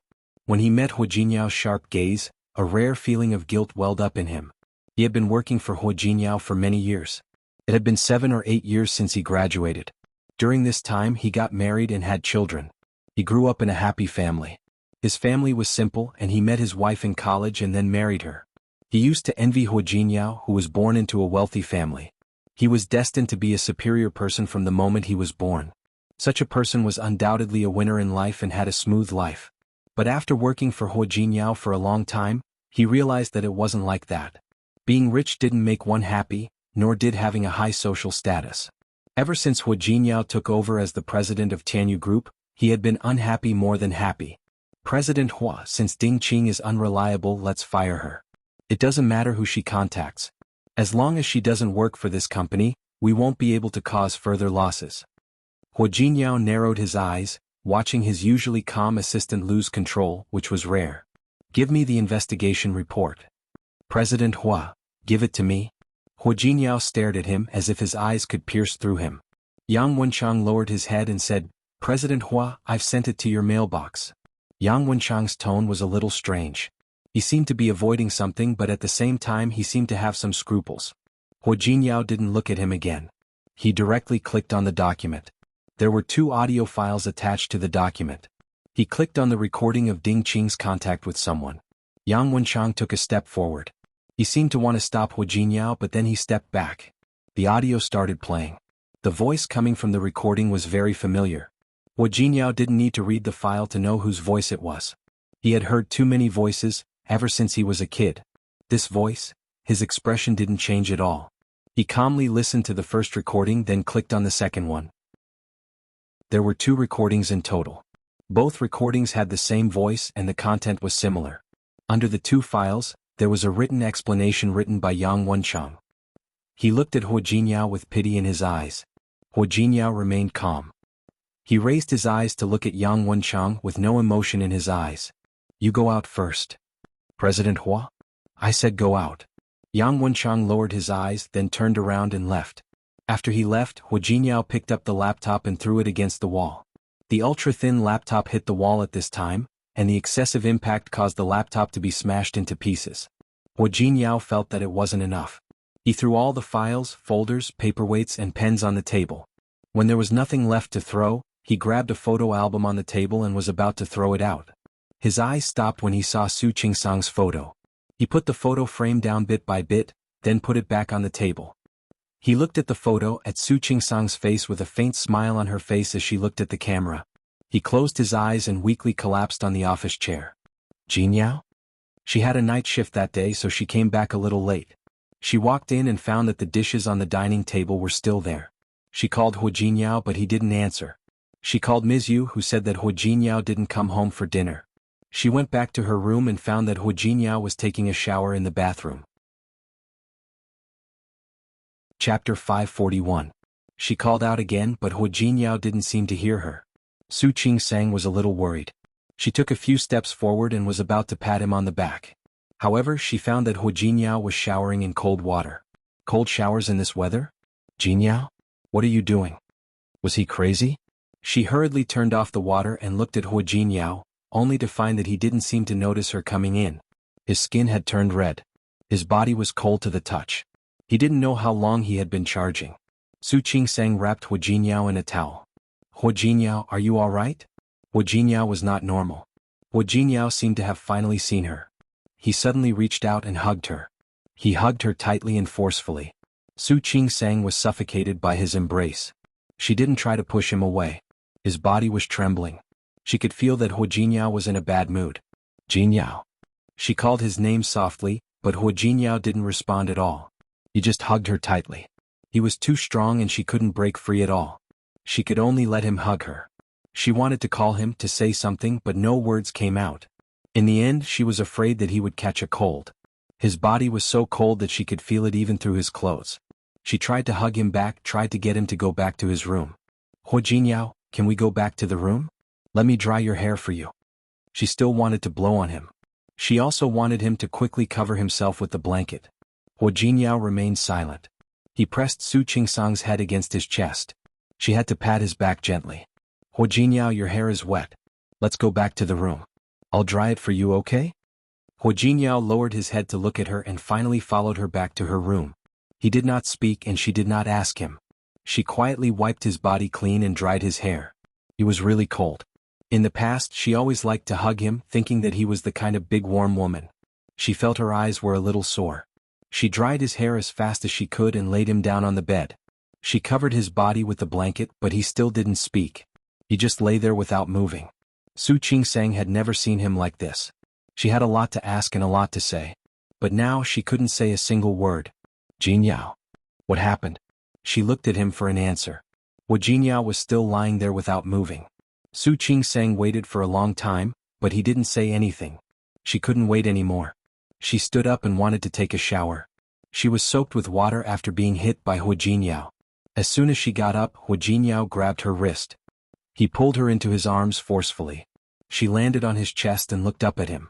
For the first time, Hu Jinyao saw nothing. His eyes were empty and his gaze was extremely vacant. Her heart felt like it was being pricked by needles. She couldn't help but reach out her hand to cover the pair of eyes. Hu Jinyao held her hand and hugged her tightly again.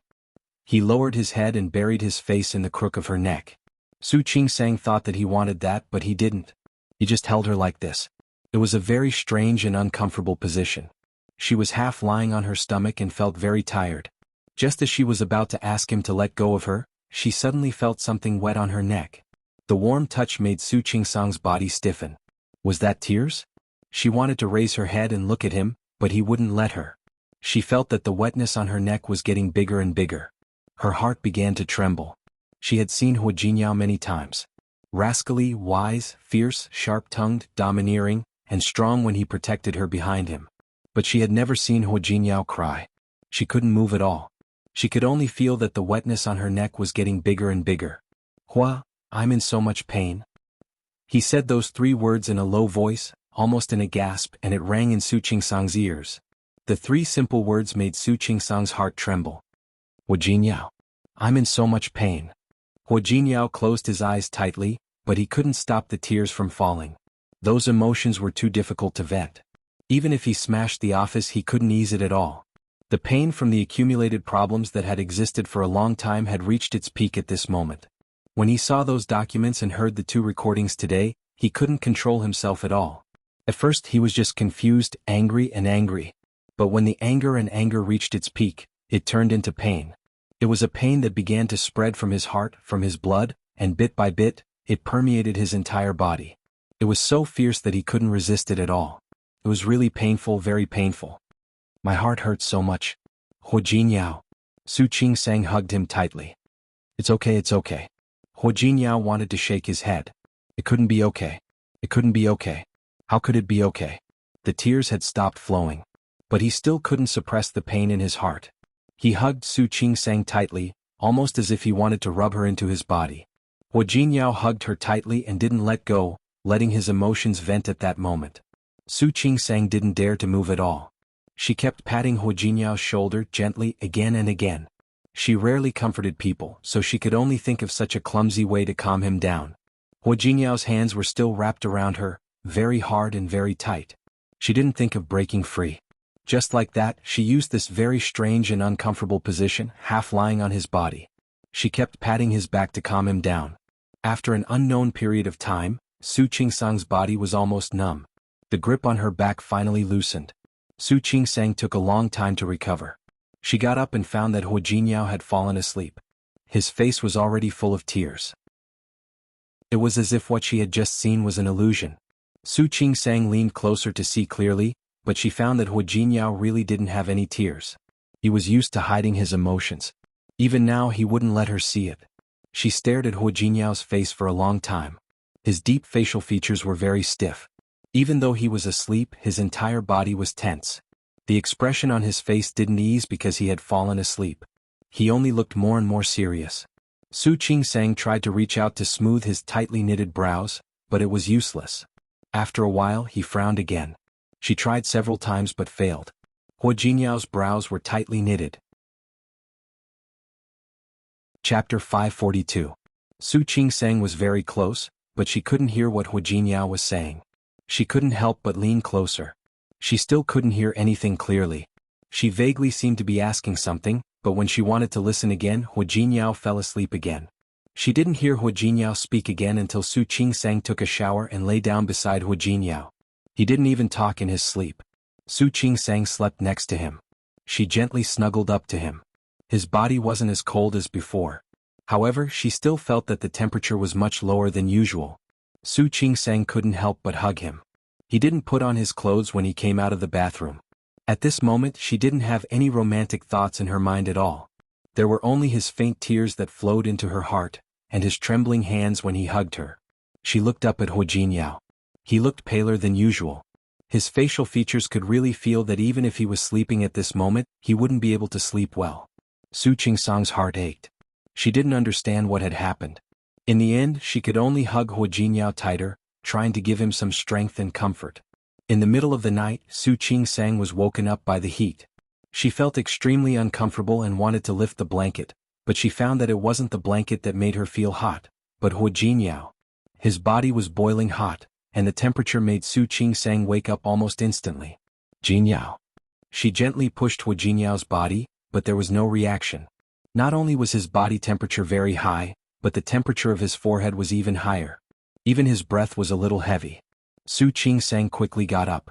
Looking at Hu Jingyao, he must have caught a cold in the rain. She hurriedly got up and went to the living room to get the medicine box. She found the commonly used cold medicine and planned to feed it to Hu Jingyao, but Hu Jingyao didn't cooperate at all. He couldn't swallow the medicine at all.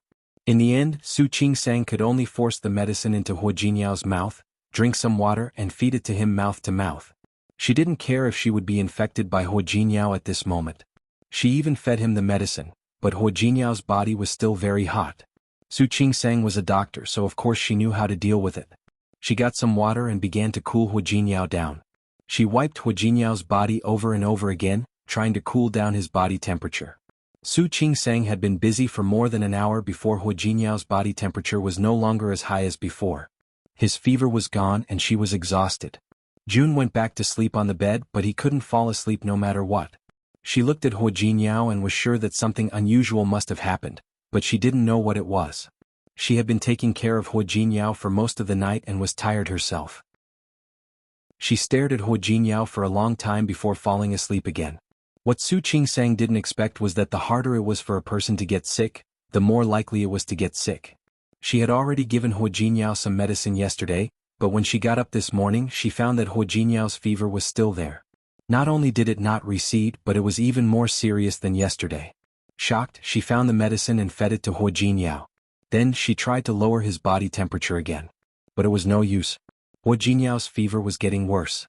Not only did he have a high fever, but he also said that he had something to say. Hu Jingyao? Hu Jingyao? Su Qingsang called Hu Jingyao a few times, but he didn't respond at all. Su Qingsang couldn't go to work like this. She called Sun Huiya to ask for leave. Her tone was too urgent, so Sun Huiya agreed without asking further. After hanging up the phone, Su Qingsang saw that he didn't look good.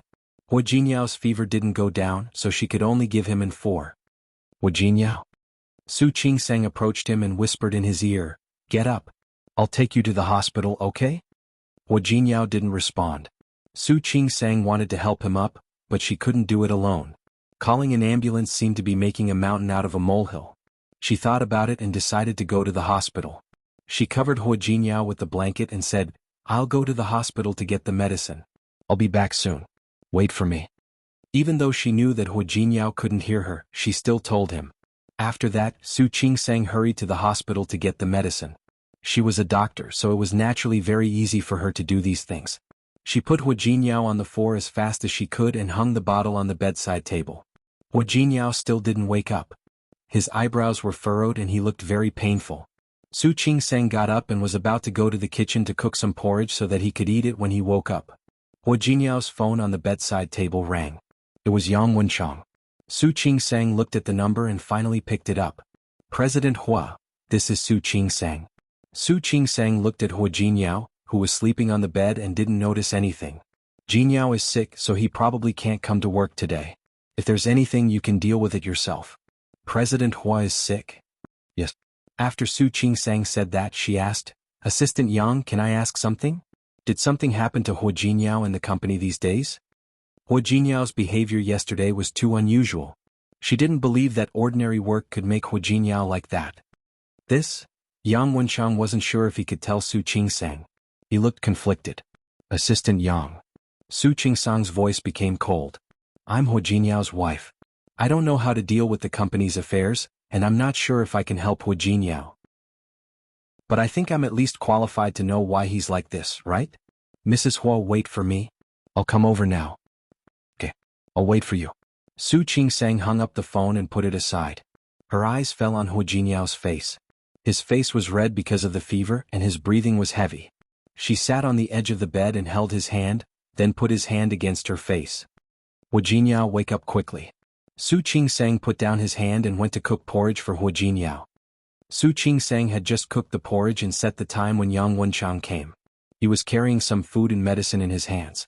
However, when he saw Hu Jinyao and the drip on his arm, he felt that his actions were unnecessary. I forgot that you're a doctor, Mrs. Hua. Su Qingsang shook her head and took the things in his hands. You're very kind. I thank you on behalf of Hu Jinyao. You're welcome. It's what I should do.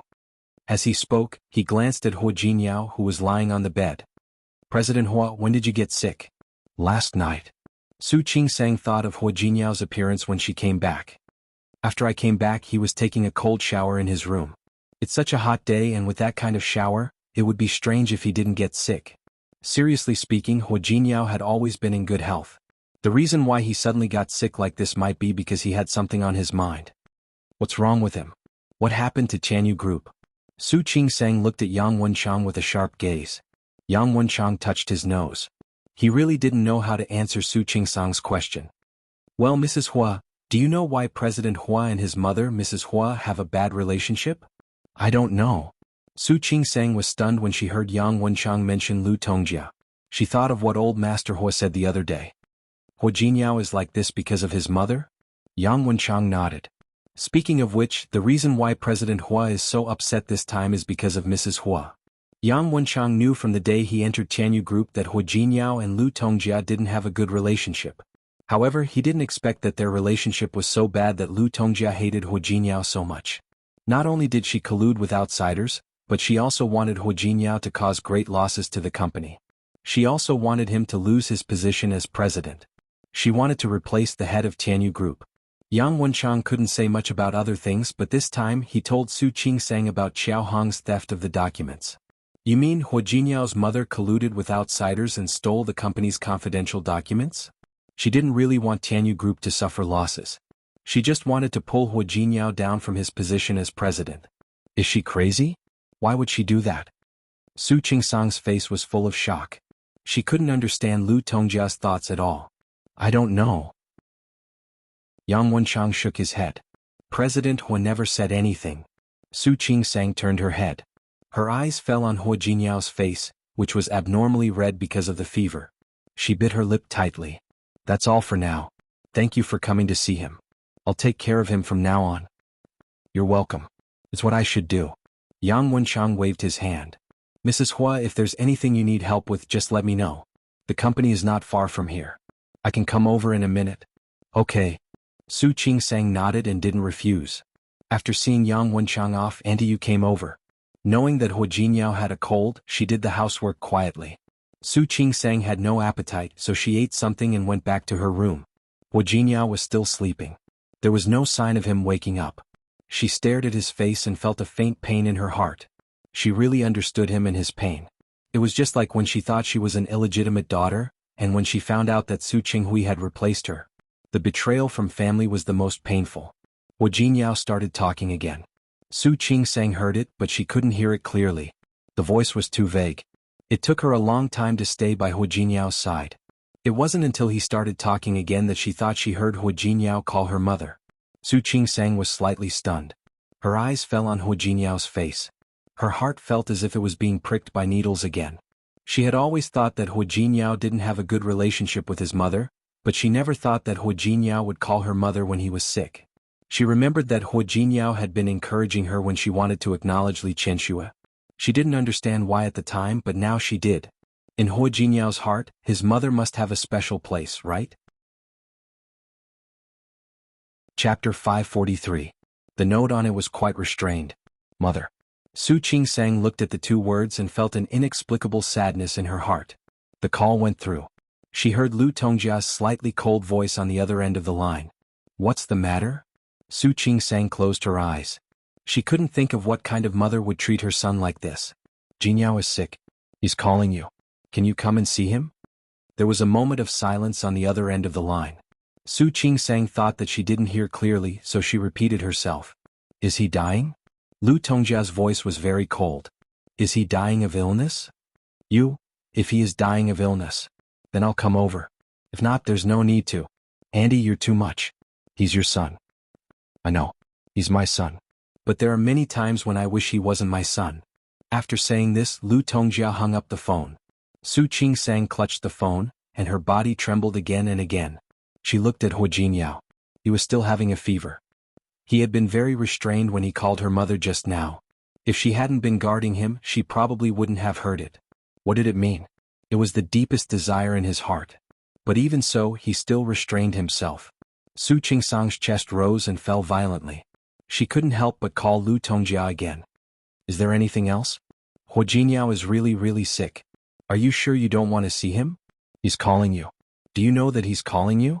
He wants you to come and see him. Did you hear him? I heard him. So what? Lu Tongjia snorted coldly. What? Do you really think you're the young mistress of the Hua family? Let me tell you, don't try to hurt yourself in front of me. It's useless. The sound of the phone being hung up was heard again.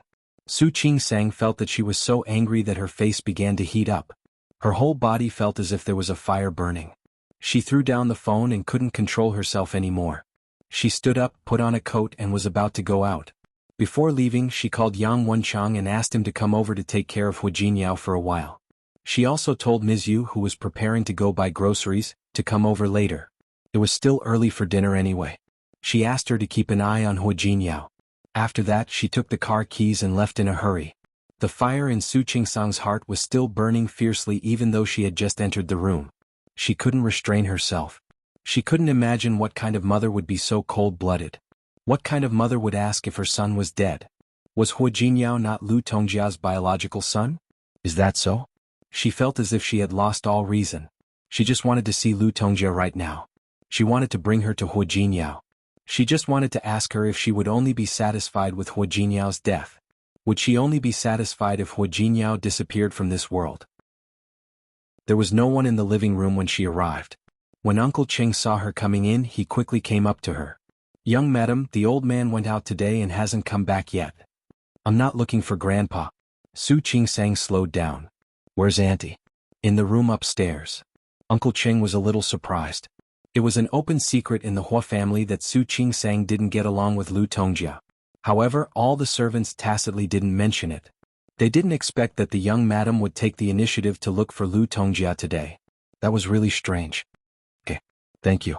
After saying that, Su Qingsang rushed upstairs and barged into Lu Tongjia's room. Lu Tongjia was reading in the room. She didn't seem to be affected by the phone call just now. Seeing Su Qingsang rush in without knocking, she raised her head and looked obviously unhappy. Didn't your parents teach you to knock before entering other people's rooms? What happened to your upbringing?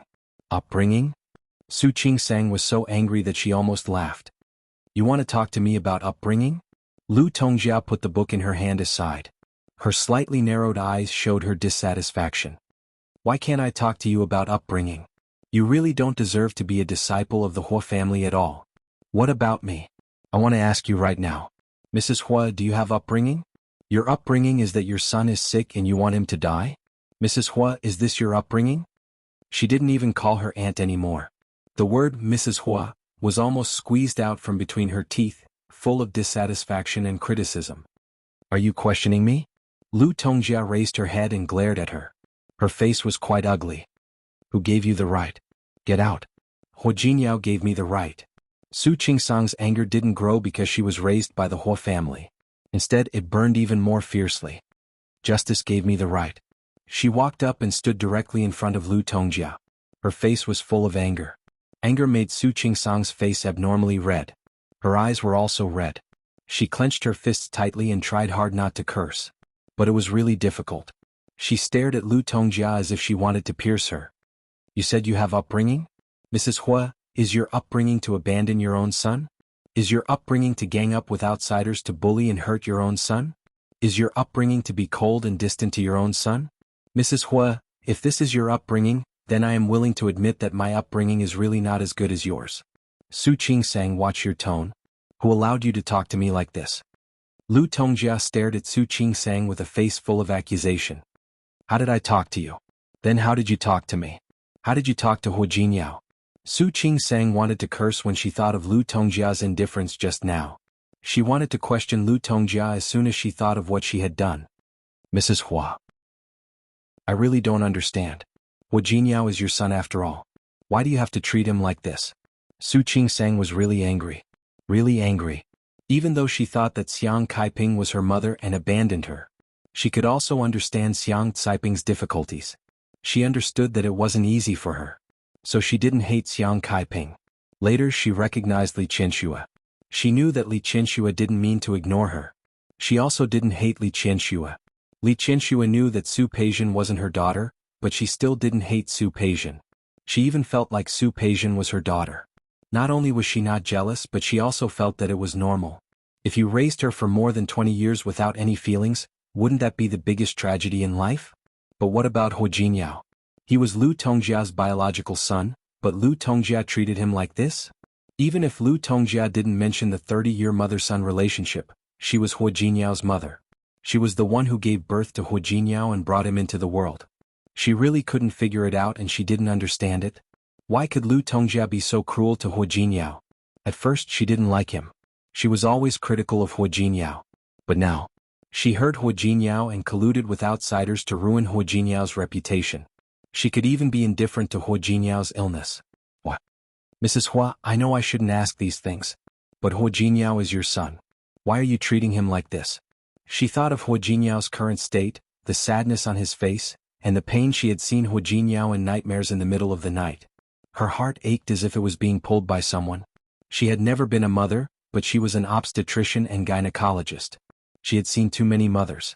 So many women, so many people wanted to be mothers, but they didn't have the chance. Why could Lu Tongjia be so cold-blooded and heartless when she was a mother? Especially when that person, the person who was neglected and hurt by her mother, was Hu Jinyao. Su Qingsang felt that that kind of hurt was even more painful than hurting herself. Are you saying that Hu Jinyao isn't your biological son? So why are you treating him like this? Really? Other than the fact that Hu Jinyao wasn't her biological son, or that he was an illegitimate child like her, a mistress, she really couldn't think of any other reason. When she said that, Su Qingsang's voice was several degrees higher than usual. Her tone was completely interrogative. Her voice was full of anger, confusion and accusation toward Lu Tongjia. Even though Lu Tongjia was older than her, at that moment Su Qingsang felt that she had the right to criticize her. Nothing that Lu Tongjia did was like what a mother would do to her child. She had thought that Lu Tongjia would at least have a little compassion for her. But she was wrong. She underestimated the hatred in Lu Tongjia's heart. Lu Tongjia's attitude was much more intense than she had expected. Biological son? Does he deserve it? What Lu Tongjia hated the most in her life was that Hu Jinyao was her biological son. Do you know that I really wish that I never had this son? He doesn't deserve it. He doesn't deserve it. Lu Tongjia's voice was full of resentment. She glared at Su Qingsang, and her eyes were full of resentment that Su Qingsang couldn't understand. He doesn't deserve to be my son. I don't have a son like that. Su Qingsang stood there and looked at Lu Tongjia. Her whole body went limp, and her face was full of deep hatred and hatred. She was shocked. She couldn't imagine what kind of mother could show such an expression to her own son. She wanted to ask and no. She didn't rush to ask. She just looked at Lu Tongjia with a complicated look in her eyes. I don't have a son like that. Lu Tongjia took a step back and leaned against the wall, almost powerlessly. It had been more than 10 years. The pain had been haunting her day and night. She couldn't forget it and she couldn't forget it. But what about Hu Jinyao? In the past 10 years he had done what he had to do. He went to school, skipped grades, completed his studies, studied abroad, returned home to take over the company. He became the president of Tianyu Group and got married. He had lived too well. The calmer he was, the better his life was, the more Lu Tongjia hated him. Chapter 544. He is not worthy. He doesn't deserve it, Lu Tongjia murmured softly. Her voice was low and hoarse, but it was filled with pain. That was no longer a simple grudge. That kind of hatred frightened Su Qingsang, and the anger on her face dissipated a lot. Lu Tongjia's seat was close to the balcony. She stood up and stood next to the wall. At this moment, she turned her face away in discomfort and pressed on the position of her heart. Mrs. Hua? Lu Tongjia was obviously not in a good state. Su Qingsang took 2 steps forward. He stretched out his hand to help her. Go away. Lu Tongjia didn't accept her kindness. She looked at Su Qingsang with resentment in her eyes. I don't need you to pretend to be a good person here. You and Hu Jinyao are the same. You're all the same. Su Qingsang stood there without moving. She just didn't understand. Thinking of Hua Jinyao, who was still lying unconscious on the bed, she looked at Lu Tongjia again. Mrs. Hua, please mind your words. Hua Jinyao is your son. What? Do you think my words are unpleasant? I'm not wrong. Lu Tongjia sneered. Her expression was one of mockery and hatred. It was genuine hatred. That kind of gaze was frightening. Son. I would rather not have such a son. She patted her heart, unable to hide the pain on her face. Have you always wanted to know why I dislike him so much? Lu Tongjia straightened her back and stared at Su Qingsang. Her voice was cold. Do you think it's strange that I hate him? You don't understand, do you? Why is it that even though he is my son, I would rather not have him? Furthermore, do you think that I'm being unreasonable and not behaving like a mother? Su Qingsang didn't respond to Lu Tongjia's questions. She was curious, very curious. However, no matter how much she wanted to know, she wouldn't ask Lu Tongjia or Hua Jinyao. That must not be a good thing. She thought about everything that had happened to Hua Jinyao during this period of time. Those things should not have happened to him. She had also thought that if Hua Jinyao didn't tell her about those nightmares, she wouldn't ask about them. One day when he was willing to talk, she would ask him again. It didn't matter even if he didn't want to say it. Who didn't have a past? Who didn't have some injuries that they couldn't face? She used to have it too. She was lucky that she got out of it. Because she met Hua Jinyao, the darkness in her heart was turned over. But Hua Jinyao didn't have nightmares in the middle of the night. He was still suffering. Looking at Lu Tongjia now, she really wanted to know. She didn't want to see Hua Jinyao suffer like he did now. She watched as he lost his usual high-spirited demeanor. She watched as he felt pain because of the hurt from his family. Her heart ached. What? Her voice was very soft, as if she was afraid to disturb Lu Tongjia's desire to talk. Lu Tongjia stood up straight and moved away from the wall. Step by step, she walked to the sofa in the room and sat down again. Her gaze was fixed on an unknown point in the void. The hatred in her eyes was very obvious, but there was also a bit of blankness and emptiness that she herself did not notice. Because I hate him. You don't know how much I hate him. Lu Tongjia's eyes were red when she said this. There were tears in her eyes, and the emotions in her eyes were tumbling. He killed my son, he killed my daughter. He was so vicious when he was so young. At that time, I really thought that I would rather not have this son. Su Qingsang's eyes widened. For a moment, she thought that there was something wrong with her ears. What did you say? Ha! Lu Tongjia looked at her with a bit of disdain in her eyes. Su Qingsang, haven't you thought about it? The Hua family is such a big family. Other than me and Hua Jinyao's father, Su Qingsang blinked, as if she just remembered it at that moment. Hua Mingliang had 2 sons and a daughter, and Hua Mingmei had a son and a daughter. She had heard from Hua Jinyao that his granduncle Hua Yangyuan had 2 sons. She had heard from Hua Jinyao that his granduncle Hua Yangyuan had 2 sons. The elder son had a son and a daughter, and the younger son had 2 sons. His grandaunt Hua Yangxiu had 3 sons.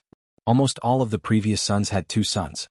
It seemed that Hua Mingguang and Lu Tongjia were the only ones in the entire Hua family who had only 1 child. A big family like the Hua family, especially a family that thought that having many children was a blessing, didn't seem to be normal. Su Qingsang's heart was suddenly in her throat. She looked at Lu Tongjia, her mind full of doubts. In addition to the doubts, she inexplicably had a bad feeling. She suddenly didn't dare to face what Lu Tongjia was going to say next. It wasn't that she didn't believe Hua Jinyao, but she knew that it must be a very painful past. Lu Tongjia seemed to see the fear on Su Qingsang's face. She sneered, and the hatred in her eyes didn't diminish at all. Instead, because of the bad things that had happened, her face was quite ugly. She closed her eyes. Her eyes were a little red. It wasn't a good thing for her to be too emotional. She raised her hand to cover her heart. She gently breathed to calm herself down. Su Qingsang didn't rush her, nor did she rush her. She was waiting for Lu Tongjia to calm down.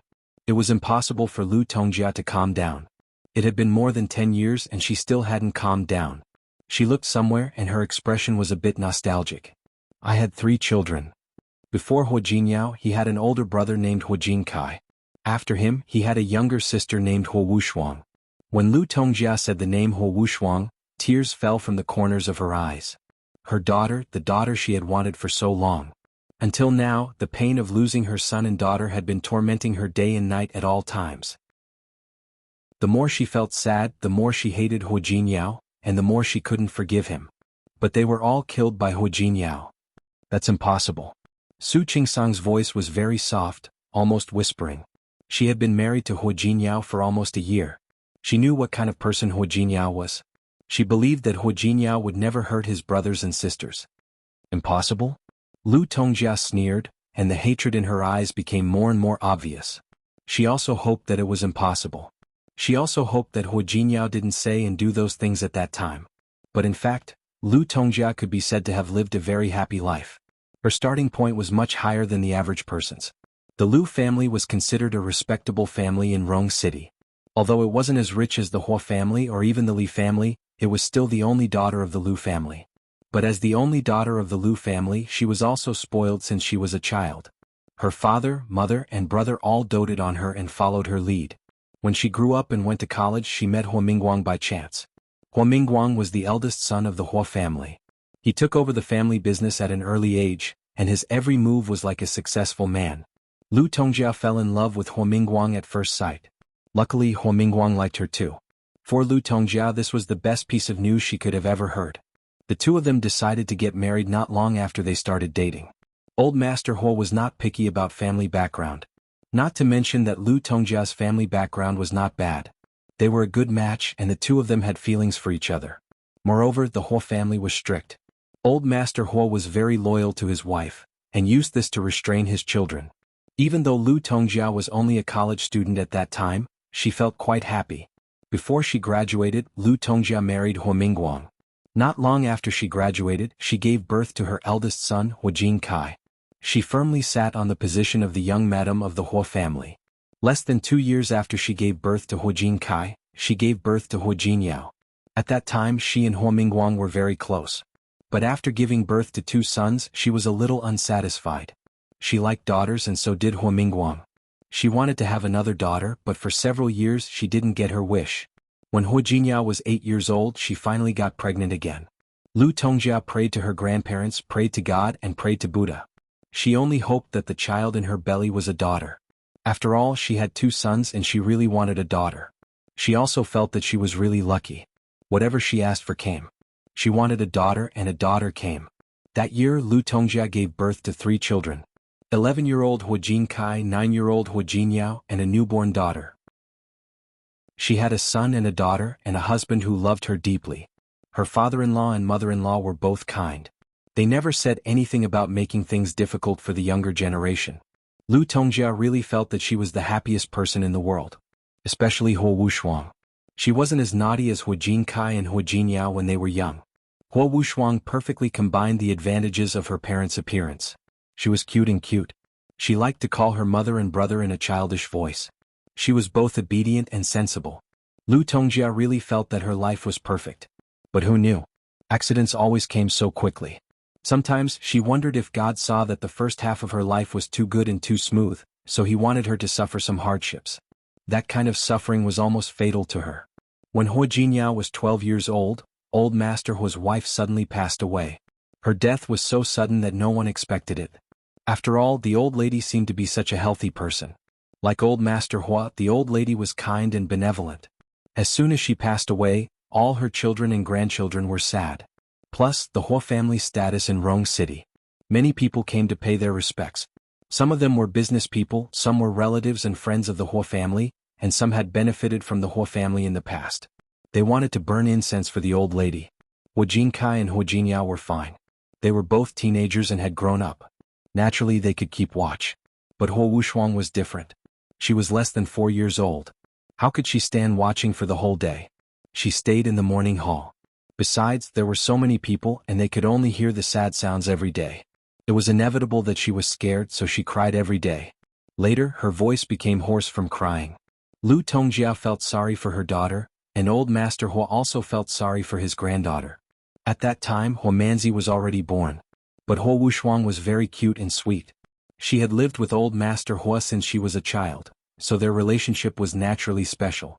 Old Master Hua loved his granddaughter, so he asked her not to keep watch every day. Every time a guest came to pay their respects, he asked the nanny to carry Hua Wushuang out. Hua Jinkai and Hua Jinyao couldn't avoid it. After 7 days of watching, the 2 brothers lost a lot of weight. When the old lady's funeral was over, Hua Wushuang, who couldn't go out and was always locked up at home, was bored. She was still too young to understand what death meant. She only felt that, like her mother said, her grandmother had gone to another world. That world was called heaven, and heaven was beautiful. When the funeral was over, Huo Wushuang couldn't sit still anymore. She begged Huo Jinkai and Huo Jinyao to take her out to play. Both of them loved their little sister very much. They also thought that Huo Wushuang had been locked up at home during this period of time. The two brothers didn't think too much about it. Plus they always took Huo Wushuang out to play. Their family didn't worry about it. At that time Huo Jinkai was already 14 years old. He was more than 1.7 meters tall and didn't look like a child. Huo Jinyao was the same. Although he was only 12 years old, he was already 1.6 meters tall. The two brothers took Huo Wushuang out together. Huo Wushuang was only a little over 4 years old. Her favorite thing was to go to the amusement park and play on the merry-go-round. Naturally, the two brothers agreed to their little sister's request. The three siblings went to the amusement park together. The two brothers accompanied Huo Wushuang to play on the merry-go-round 3 times. When they were about to leave, Huo Wushuang saw the pictures on the haunted house. Although she was small, she was very brave. No matter how Huo Jinyao tried to persuade her, she decided to go to the haunted house. Huo Jinkai and Huo Jinyao were both grown up, so they weren't afraid. Therefore, the two of them held Huo Wushuang's hand and walked into the haunted house together. However, as soon as they entered the haunted house, an accident happened. Huo Jinkai and his sister always went out with a chauffeur. Huo Wushuang liked to be comfortable, so every time she went out, she would take the RV. There was a refrigerator in the car and there were all kinds of snacks and drinks for her. It was also convenient for her to lie down in the car and rest when she was tired. The Huo family had a high status and reputation in Rong City. Coupled with their relationship with Huo Yangyuan and Huo Yangxiu, ordinary people didn't dare to mess with them. However, that day Huo Jinkai and his sister were unlucky. A fugitive happened to escape to Rong City. This man had just committed robbery and murder in a neighboring city.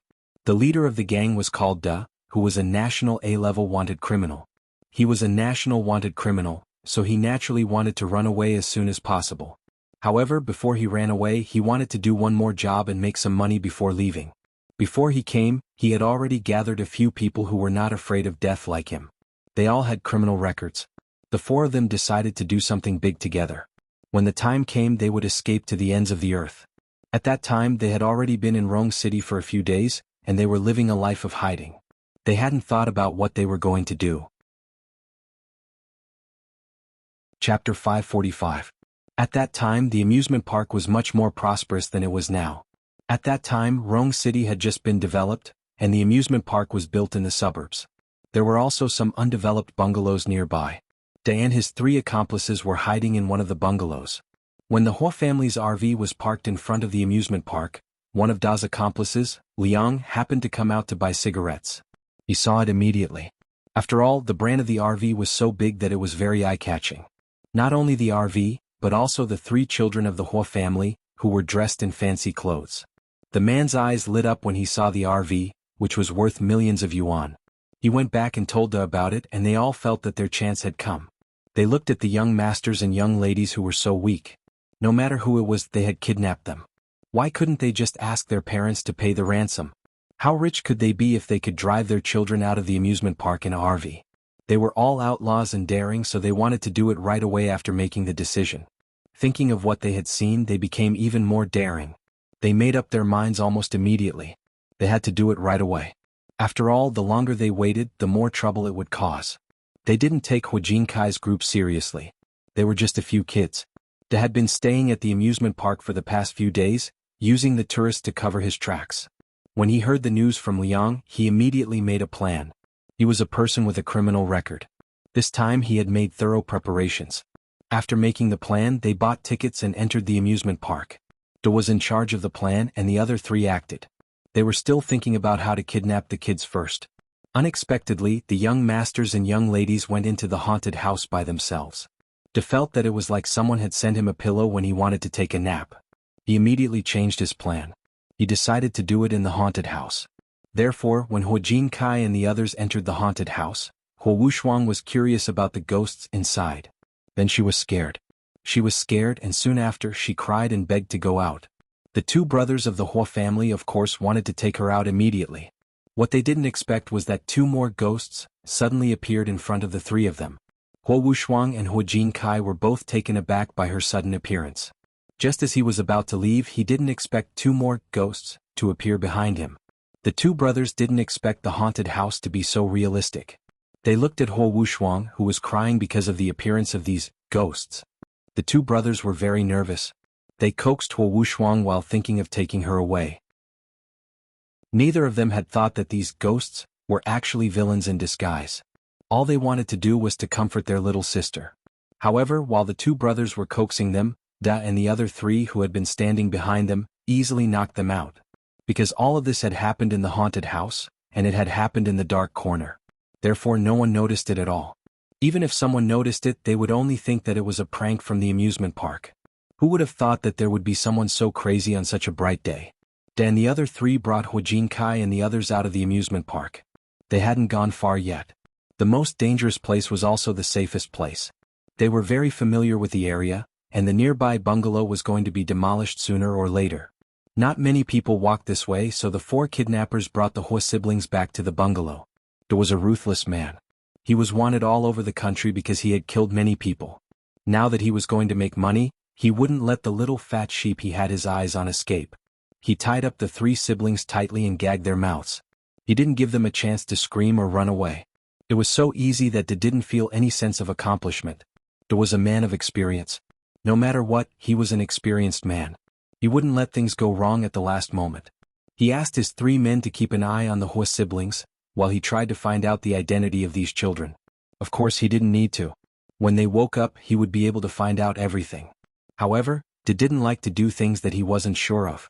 It was better to find out the truth. He searched the three of them. It was a coincidence that the two brothers went out to play with their sister. They didn't bring their phones because they said they were going out to play with their sister. Only Huo Jinyao had an SLR camera with him to take pictures of his sister. They casually rummaged through it and found a family photo of his family.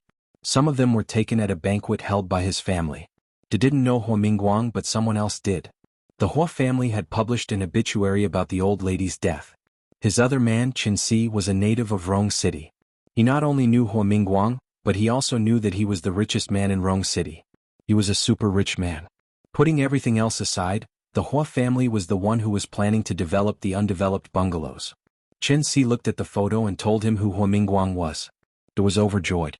He felt that this was a gift from the heavens.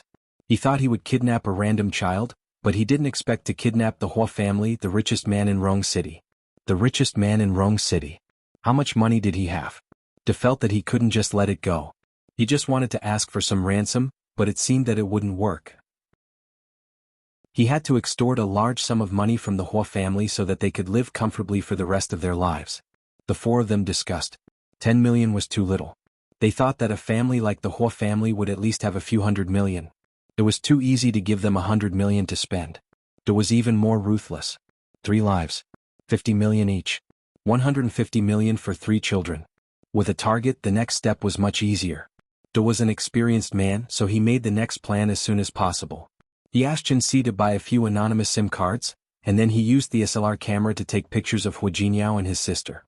If these rascals didn't wake up, she would send this photo to the Huo family. After that, they felt that this bungalow wasn't the most suitable place. After all, they didn't have much time. If he wanted to avoid being discovered by the Huo family, he had to stay far away. It was a coincidence. Less than an hour to the east of the amusement park was the coastline of Rong City. There were many newly built ports there. They planned to pick a port and stay there. When the money came, he would take it and leave. Chapter 546. The 3 siblings were taken to a car. They directly took these important hostages to a warehouse on the dock. As soon as they arrived, they dropped them off. Huo Kai woke up. He was a few years older than the others, and his body was in better shape than that of an average teenager. As soon as he woke up, he noticed that something was wrong. Looking at his brother and sister lying unconscious on the ground, he instantly realized what was going on. Huo Kai was shocked. His great-uncle was the governor of the province, and his uncle was the commander of the military. He couldn't believe that someone would dare to kidnap the children of the Huo family. Who are you? Don't you know who we are? Let us go. Huo Kai was 14 years old, and he was Old Master Huo's favorite grandson.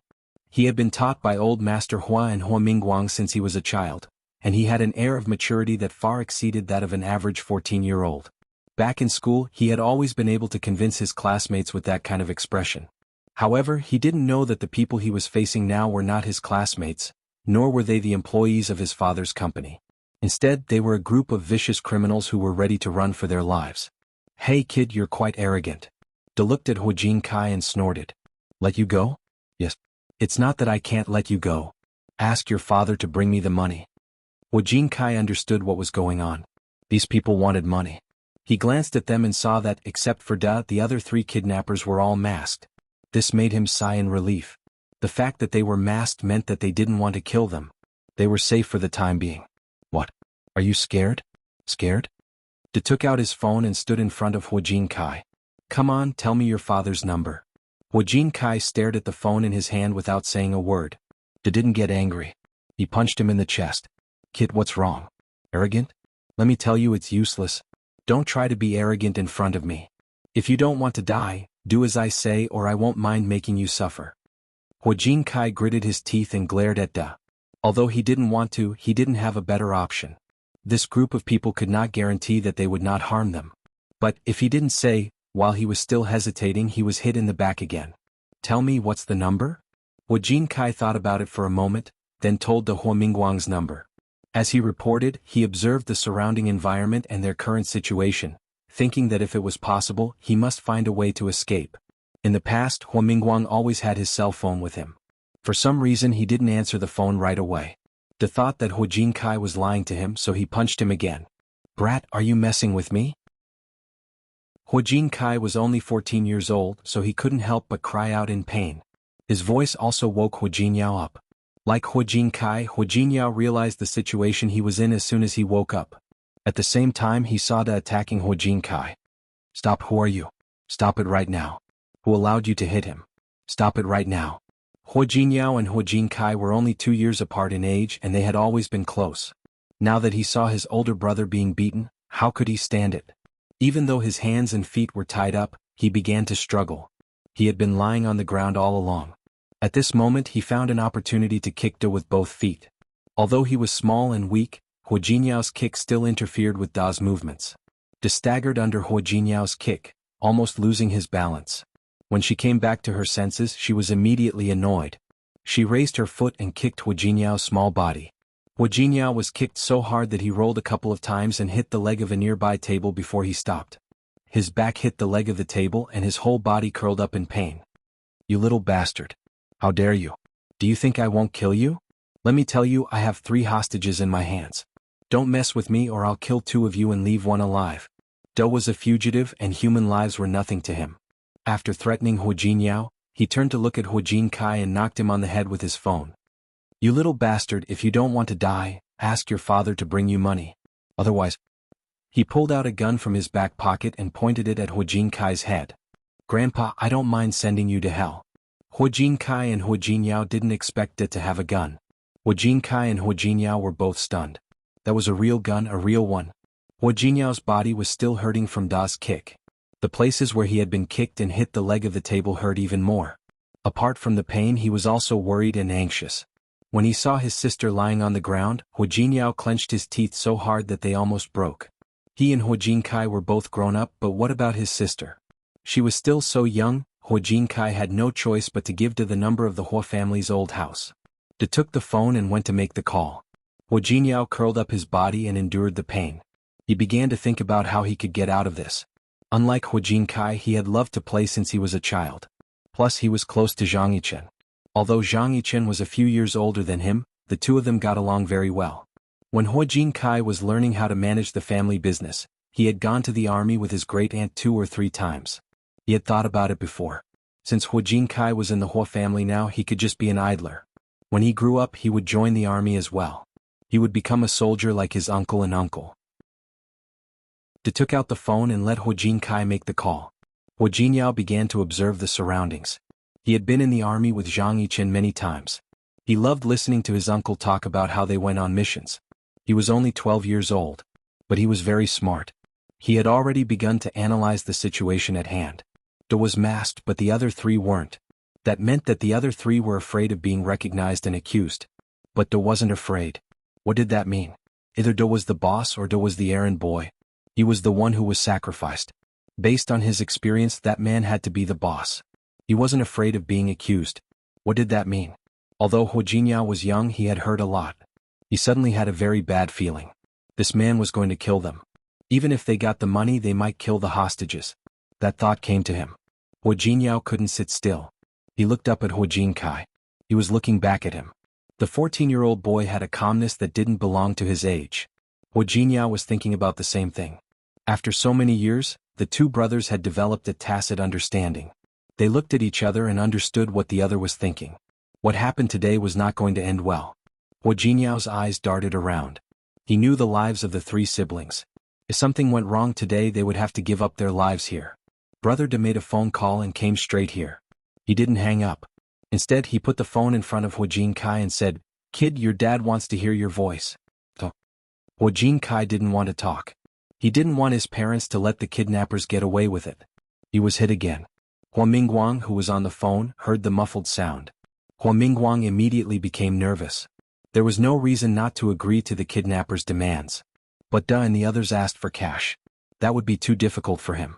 Even if the Hua family was rich, there was no reason for them to keep so much cash at home. Hua Mingguang asked Da for at least a few days to prepare the money. Da didn't hesitate. 2 days. I'll give you 2 days to get the money. If you don't see the money in 2 days, don't blame us for being rude. 2 days is too little. Besides, tomorrow is Sunday. The bank's VIP account department doesn't work. Can't you make an exception? 3 days. 3 days at most. If you keep arguing, I'll kill one of them right now. Da ignored him and hung up the phone. After hanging up, Liang, one of Da's men, was confused.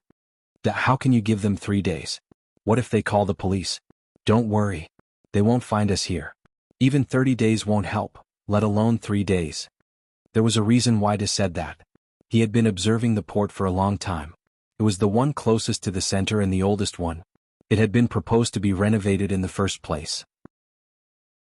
Later, a new port had been built in front of it, so it had been left unused. The port was far from the city and Rong City was so big. It wouldn't be easy for them to find them. Da, you're the best. Wang Ming looked at Da in admiration.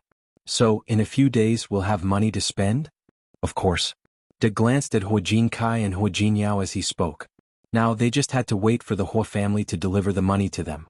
Thinking of the days when they would have money to spend, Da and the others began to dream of spending money like it was water and becoming the best in the world. Lu Tongjia didn't expect that. She had only rested in her room for a while. When she woke up, all 3 of her children had been kidnapped. What was even more unexpected was that while she was frantically searching for people to save the 3 children, 2 of the 3 children had already left her forever. 3 days.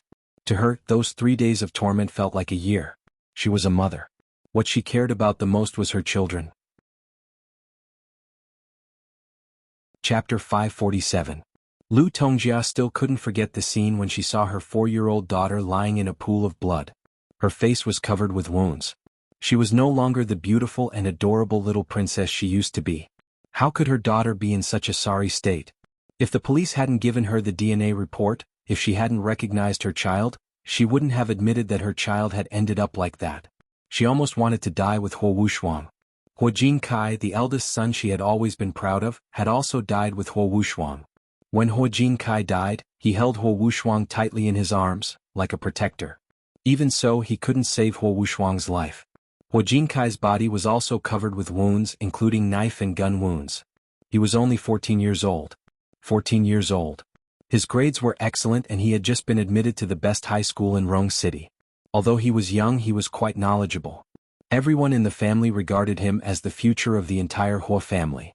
But now, he was dead. He had died in such a horrible and painful way.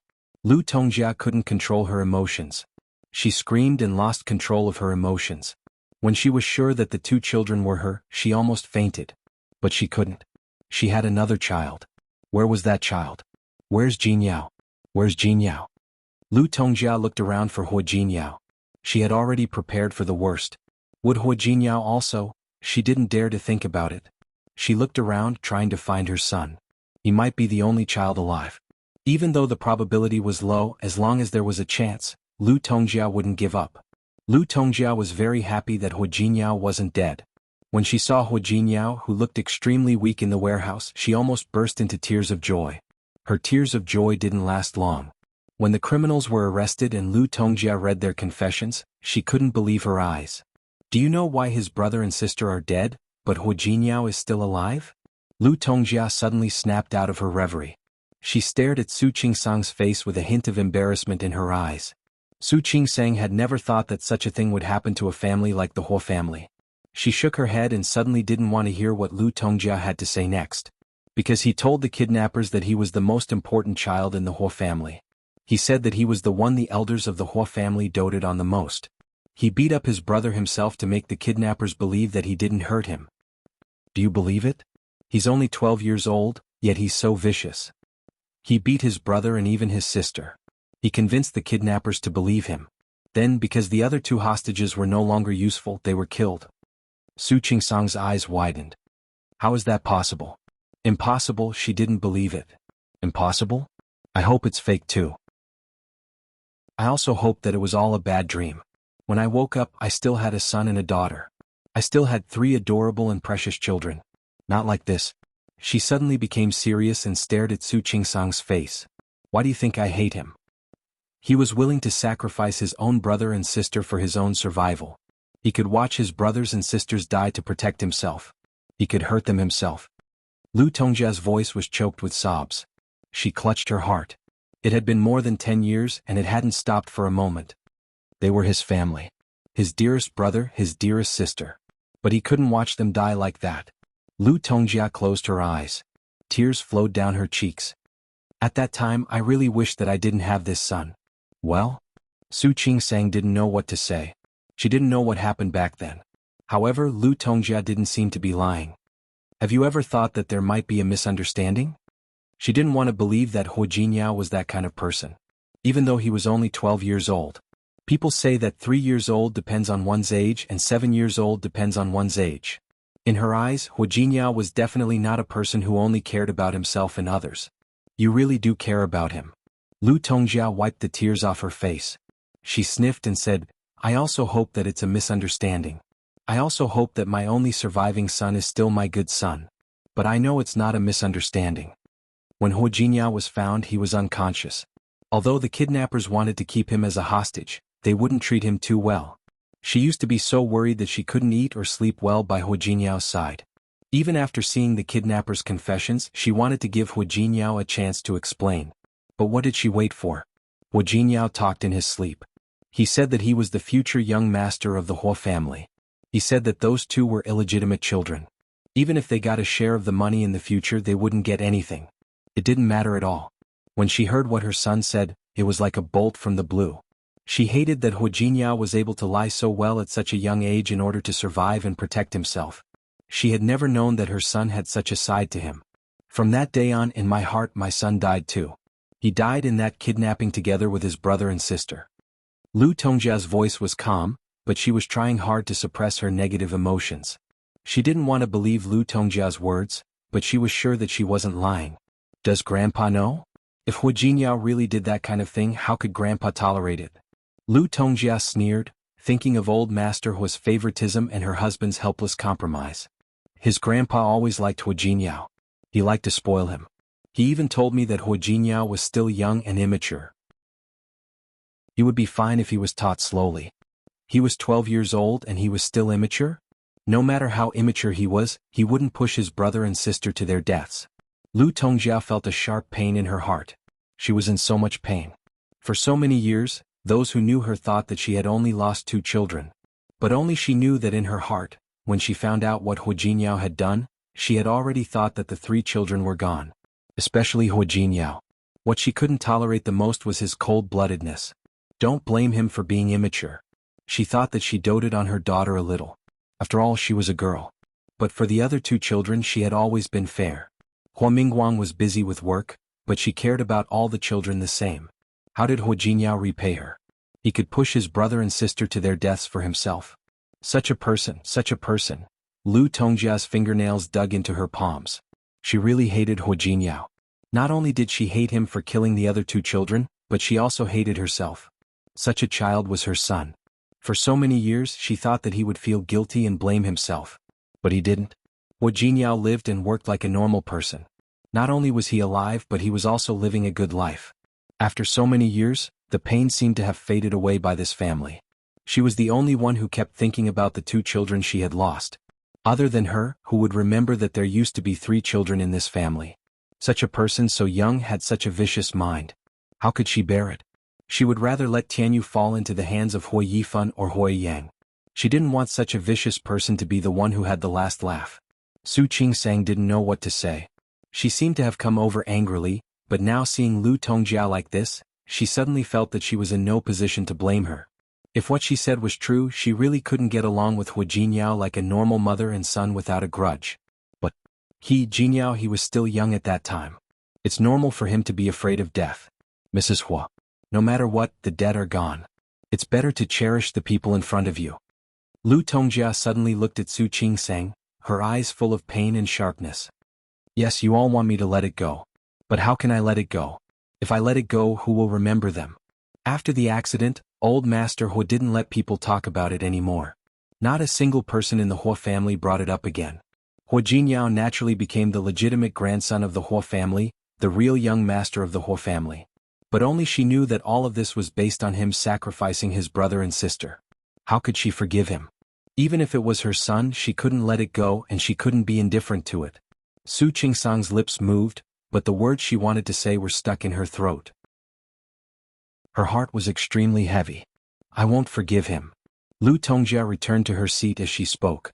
Her face was pale and she looked very painful. You always want me to forget. But do you know? If I forget, it means betrayal. I don't want to. I can't forget my eldest son and I can't forget my youngest daughter. If no one else remembers them, then let me remember them. I will remember them firmly and never forget them until I die. After saying that, she closed her eyes. When she opened them again, there was only indifference in them. Go. I won't go to see him. I don't want to see him. Su Qingsang looked at Lu Tongjia. Mrs. Hua, Su Qingsang, you don't have to say any more. Hua Jinyao and I are getting along like this. He never listens to me and he never treats me as his mother. Su Qingsang gave Lu Tongjia a deep look, and in the end she could only stay silent. Chapter 548. When she got home, Hua Jinyao hadn't woken up yet. Yang Wenchang looked at her with a guilty look in his eyes. Su Qingsang didn't understand what that look meant until she saw Hua Jinyao's hand. The drip was done, but Yang Wenchang wasn't very familiar with it. When he pulled out the needle, he accidentally bled a little. There were bloodstains on the back of Hua Jinyao's hand. Su Qingsang glanced at him but didn't blame him. She had to blame herself for leaving Hua Jinyao here in order to question Lu Tongjia. You can go back. I'll take care of him. Okay. Yang Wenchang nodded. He thought for a moment and decided to tell Su Qingsang. President Hua seemed to have woken up just now, but he fell asleep again. It's okay. He fell asleep because of the injection. He'll wake up a little later. Yang Wenchang finally breathed a sigh of relief. After all, Su Qingsang was a doctor. She would take good care of Hua Jinyao. Su Qingsang only ate casually in the evening. There was porridge in the pot that she had made. The porridge was already very tasty. However, Hua Jinyao didn't wake up. She didn't expect that a person who usually looked so healthy would be knocked down by a cold. After Aunt Yu cleaned up, Su Qingsang asked her to go back. She looked at Hua Jinyao and guarded him with a laptop. Thinking of what Lu Tongjia had said, she went online to look up the old case. However, she didn't know if someone had hidden the information, but Su Qingsang couldn't find anything. 10 years ago, the internet wasn't as developed as it was now. It was normal that she couldn't find anything. While she was thinking about whether she should find a time to ask old Master Hua, Hua Jinyao woke up. Su Qingsang heard the noise and quickly got up. Hua Jinyao saw her as soon as he opened his eyes. Old, don't talk. He had slept for a whole day. Su Qingsang poured a glass of warm water and helped him up so that he drank most of it. After drinking the warm water, Hua Jinyao looked much better. Honey, you have a cold. Su Qingsang looked at Hua Jinyao and said in a reproachful tone, It's not even summer yet and you're already showering with cold water. Do you want yourself to get sick? Hua Jinyao thought of the email he had read before. He looked at her and smiled but didn't say anything. Su Qingsang knew that he was in a bad mood, so she didn't continue asking. She put her hand on Hua Jinyao's forehead and said, It seems that the fever is gone. But you still have to take the medicine. Wait a moment, I made some porridge. Have some porridge before you get sick. Then take the medicine. All right. Hua Jinyao had no objection. He watched her go out and soon came back with porridge in his hand. I can't help it if you think it's too bland. Su Qingsang put the tray aside and picked up the bowl of porridge. Who told you to be sick? I can only eat this. You did it. Yes. Su Qingsang nodded, scooped a spoonful of porridge and glared at Hu Jinyao. Don't complain. How could that be? Hu Jinyao's voice was a little hoarse, but he didn't forget to sweet talk. The porridge cooked by my wife is the best in the world. Su Qingsang glared at him with a reproachful expression. She blew on the porridge to cool it down and placed it next to his lips. Hu Jinyao enjoyed the care of his wife, and his eyes were full of tenderness when he looked at her. Su Qingsang fed him slowly but methodically. She seemed to be very familiar with it. Hu Jinyao looked at her and smiled. You're very familiar with it. Yes. It's not like I haven't done it before. When Su Qingsang said this, she froze while feeding him the porridge. She was so familiar with it because of Xiang Kaiping. At that time, Xiang Kaiping fell and hurt her waist. Although there were nurses in the hospital, she was the one taking care of her. But who would have thought that Xiang Kaiping wasn't her biological mother? The last time they met was such an unpleasant scene. Xiang Kaiping didn't understand her, and she couldn't muster up the courage to ask if Xiang Kaiping was doing well. Hu Jinyao could naturally think of what she could think of. Do you miss Auntie? Xiang Kaiping was a good person. Hu Jinyao never denied that. If she really was Su Qingsang's biological mother, it would actually be good. If you want to see her, I can help you arrange it. Su Qingsang pursed her lips tightly and finally shook her head. Without saying anything, she put the last spoonful of porridge into Hu Jinyao's mouth. Another bowl? Okay. Su Qingsang got up to get the porridge. She actually wanted to see Xiang Kaiping. But so what if she saw her? Whether it was Xiang Kaiping or her, neither of them could go back to the past. It was impossible for them to be as close as mother and daughter as before. The last time they met was like a broken relationship, so Su Qingsang was also afraid to see Xiang Kaiping. During this period of time, she would also think of Xiang Kaiping. Last time when she went to Lin City, she wanted to go to see her, but later time was tight and she really didn't know what to do if she saw her, so she could only give up. She looked down. Maybe next time when there was a chance she could secretly take a look. She didn't want to disturb her, just take a look. Hu Jinyao ate another bowl of porridge and Su Qingsang gave him the medicine. He was still not in good spirits and his face was still a little pale. After Su Qingsang cleaned up, she returned to the room and thought about Lu Tongjia's words. She couldn't believe that the person Lu Tongjia was talking about was Hu Jinyao. Jinyao. She wanted to ask him about the kidnapping case back then. She wanted to ask him if he still remembered what happened back then. She wanted to ask him how his brother and sister had died. Was he really the one who killed them? But now, looking at Hu Jinyao's weak face, she couldn't ask a word. Yes. Su Qingsang didn't say anything. She took out the thermometer and said, "Take your temperature again and see if the fever is down." It should be down, right? Don't be silly. Take it first. She gestured for him to put the thermometer in place, and Su Qingsang sat down next to him and looked at him. Do you still have a headache? It doesn't hurt, Hu Jinyao added. It doesn't hurt at all. It's just that my body is a little stiff. I've slept for a day. How can it not be stiff? Su Qingsang looked at him and couldn't help but say, You too. You're so old. Why did you run to take a cold shower? Do you think you're Superman? Hu Jinyao's smile was a little faint, and he didn't say why he took a cold shower. Su Qingsang wanted to ask a few times, but she stopped because of his expression. What's wrong? Hu Jinyao seemed to have noticed something wrong with Su Qingsang. Don't worry, I'm in good health. This was an accident. Su Qingsang used to think that she couldn't understand Hu Jinyao. He always had some emotions that were hidden in his heart. But now she suddenly felt that she could understand him a little more. He was clearly sick, leaning against the headboard. His heart hurt, didn't it? He was hurt by Lu Tongjia and misunderstood by his own mother. But he could hide everything with such a strong and deep look in his eyes, as if nothing had happened. Once again she felt a slight, gentle throbbing pain in her heart. The pain was so unbearable that she couldn't help it. She sat on the bed, leaned forward and kissed Hu Jinyao's lips. Her actions surprised him, but he quickly pulled her body away. I'm sick. He didn't want to infect her. Don't worry. It's okay. Su Qingsang smiled slightly. I'm in good health. She wanted to kiss him again, but Hu Jinyao held her shoulder and said, You're a doctor. What's wrong? Don't you have any medical knowledge? Su Qingsang looked at Hu Jinyao. Because of his illness, his lips were darker than usual. The way he looked at her was clearly disapproving. She smiled and said, "Yes. I'm a doctor. But I'm still your wife." Su Qingsang put her hands on his shoulders and slowly moved closer to him. "Maybe you'll get better if you infect me with your cold?" Hua Jinyao looked at her half-joking, half-serious eyes and held her in his arms with the hand that didn't have the thermometer. He pressed her head against his chest and pressed his chin against the top of her hair. "You're my wife and I'm your husband. What should I do? I don't want you to catch a cold." He gently kissed the top of her hair and said, "If you really want me to kiss you, well, you can wait until I get better." He was being naughty again. Su Qingsang gently patted him on the arm. "Be careful, don't drop the thermometer." Hua Jinyao's words brought Su Qingsang back to her senses. She stepped back, looked at the time and took out the thermometer for him. "It's 38 degrees. It's still a little hot. You should rest early. Have a good sleep. The fever should be completely gone by tomorrow." "Well, thank you, Dr. Su. You've worked hard, Dr. Su." Hua Jinyao spoke in a hoarse voice.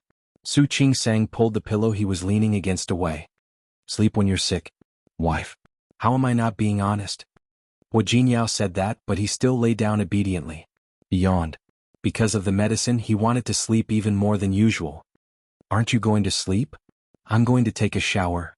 Su Qingsang covered him with the quilt. "You go to sleep first. I'll be right there."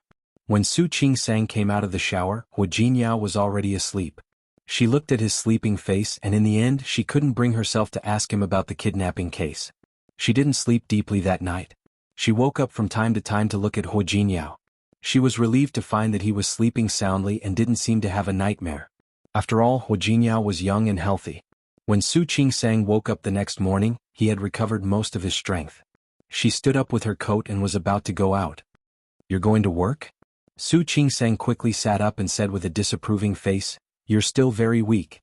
You still need to rest more." "It's okay." Hua Jinyao shook his head. "I have a lot of things to do in the company. I can't rest for too long." Su Qingsang looked at his face and wanted to say something, but she hesitated. In the end she said helplessly, "Then don't drive. I'll drive you. Call me when you get off work and I'll pick you up."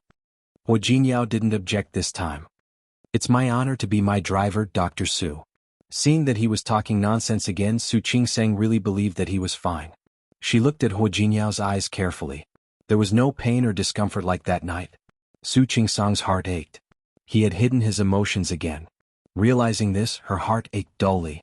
The following words were free. Free. Free. Important things should be said 3 times. Because the author said that he couldn't fit 500 words. I found that some people don't understand Hua's mother's behavior and say that she's crazy. Let me tell you the truth. There was a family where the brother died to save the sister. After that, the mother never liked her daughter. They were both biological children. It's not that she valued boys over girls. She just felt that the daughter killed her son. When I was writing this story, I was inspired by this news. In fact, if a person walked into the wrong path, it was very difficult to get out. Just like Hua's mother, she lost 2 children at once. These 2 children also died because of Hua Jinyao, at least in her heart she thought so. So they took things too hard and went to extremes. There was a reason for this. Go and see Zhang Xiaohan's mother and Mei Yanfang's mother. What did Zhang Xiaohan and Mei Yanfang do wrong? But how did their mother treat them? One framed her daughter for taking drugs, and the other auctioned off her daughter's underwear after she died. I really can't understand these 2 mothers-in-law. Why do they have such parents? But in fact, there are such people in this world. In this world, it doesn't mean that people who are related by blood will forgive all the mistakes made by each other. My husband has a classmate. His father cheated and hurt his mother. Until now, this classmate has refused to forgive his father. He hasn't called him father for 2 or 3 years. He doesn't speak when he sees his father. He turns his face away when he sees his father. He doesn't want to stay at home. This is just an affair. The other party is his own father. He can't forgive him for not letting it go. How to say it? Some people can accept the hurt from their loved ones, but some can't. Those who can accept it will just laugh it off. Those who can't accept it may have to grieve for the rest of their lives. Chapter 549. After breakfast, she walked Hua Jinyao to his company. Su Qingsang put a box of medicine in his hand. "Take the medicine as soon as you feel uncomfortable. Call me if you can't take it." "I'll be right there." Hua Jinyao suddenly approached her. Before she could finish her words, Hua Jinyao kissed her on the cheek. Su Qingsang blinked and looked at him. He kissed her and immediately moved away. He had a mischievous smile on his face. Dr. Su, don't worry.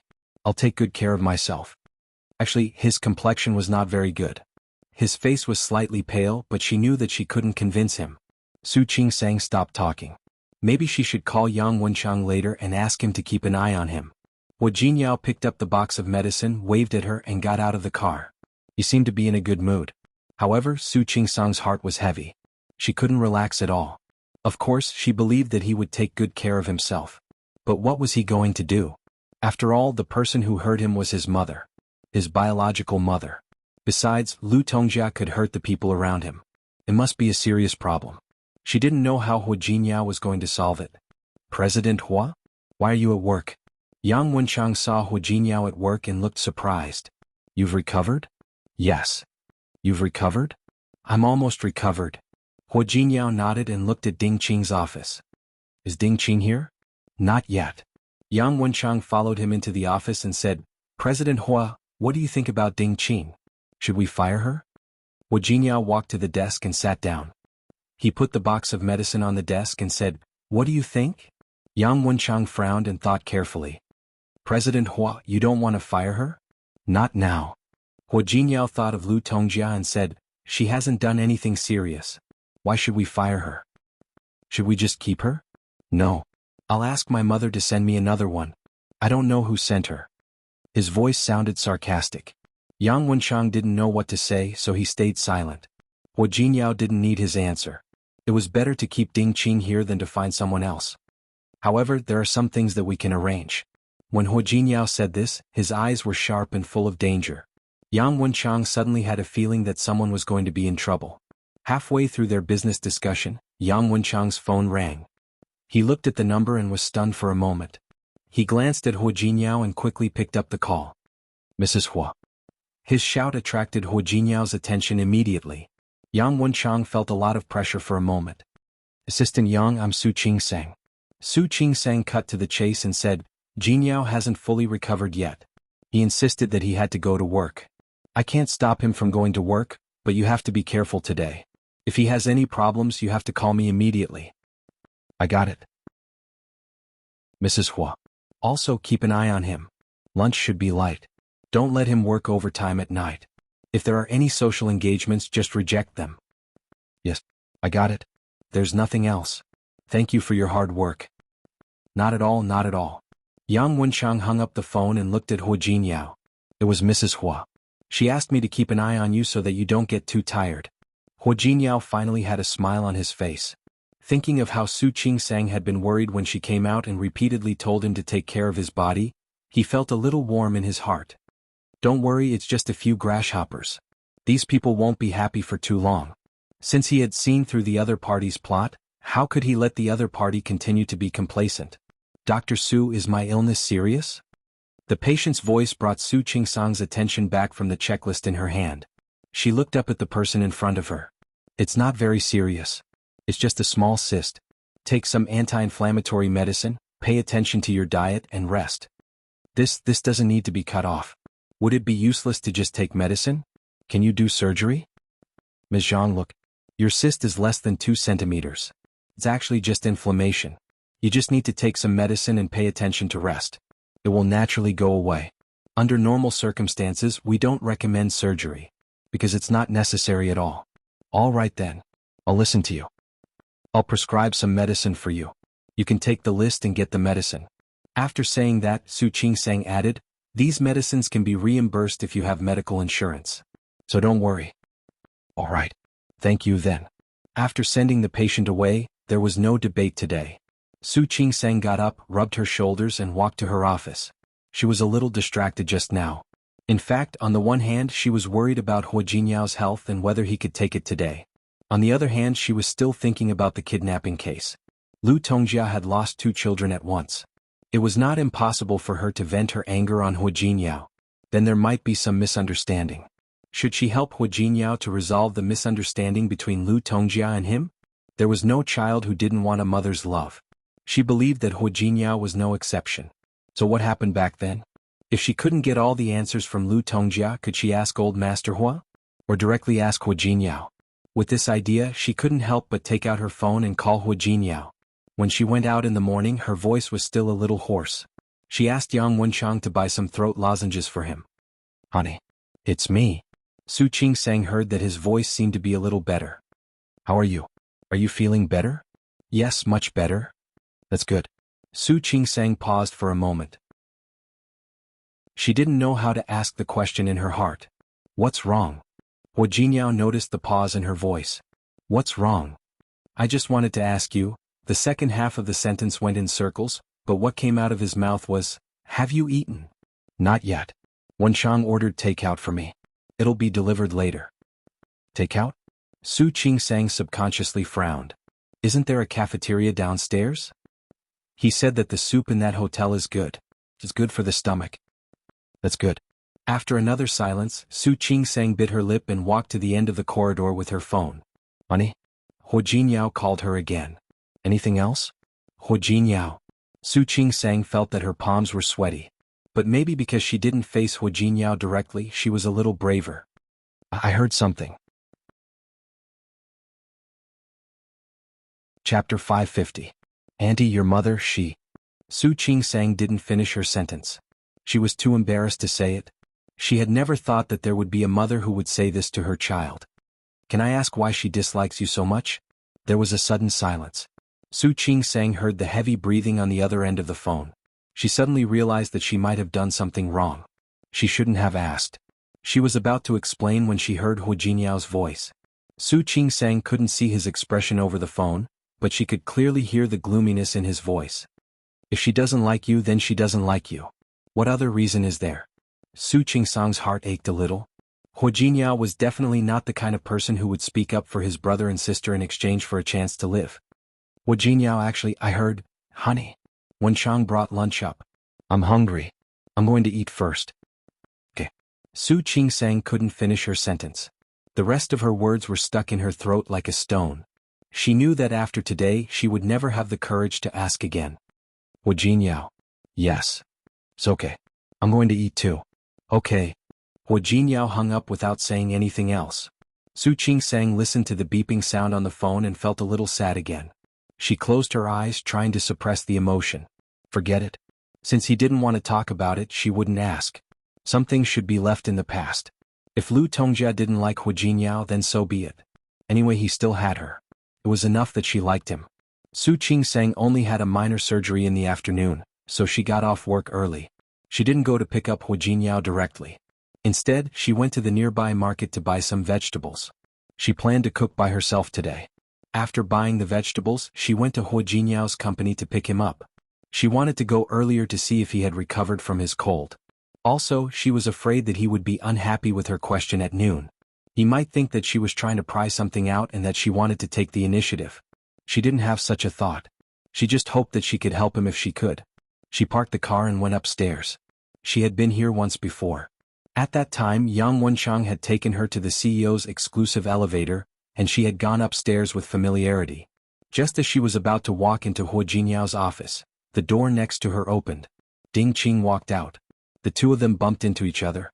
When Su Qingsang saw him, she subconsciously furrowed her brows a little, but it only lasted for a few seconds. Soon, her face was as calm as when she first came in. She ignored Ding Qing and walked straight to Hu Jinyao's office. Ding Qing stood in front of Su Qingsang. She didn't know if she did it on purpose or not. Su Qingsang's expression didn't change, and she took a step to the side. When she moved to the left, Ding Qing moved to the right. When she moved to the right, Ding Qing moved to the left. The two of them stood face to face. Every step Ding Qing took was right in Su Qingsang's way. After a few times, Su Qingsang stopped and looked up at Ding Qing. What's up, Secretary Ding? Mrs. Hua, you're the one who's always blocking my way. Why are you asking me if I'm fine? Ding Qing raised her eyebrows slightly. There was obvious provocation in her eyes. Su Qingsang narrowed her eyes. If one looked carefully, one would find that her expression was exactly the same as Hu Jinyao's. Ding Qing stood there, waiting for Su Qingsang to lose her temper.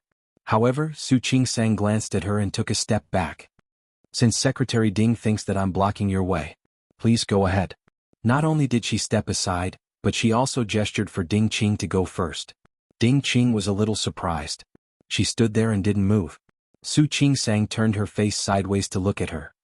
What? Didn't you say that I'm blocking your way? Please go ahead. Ding Qing didn't leave.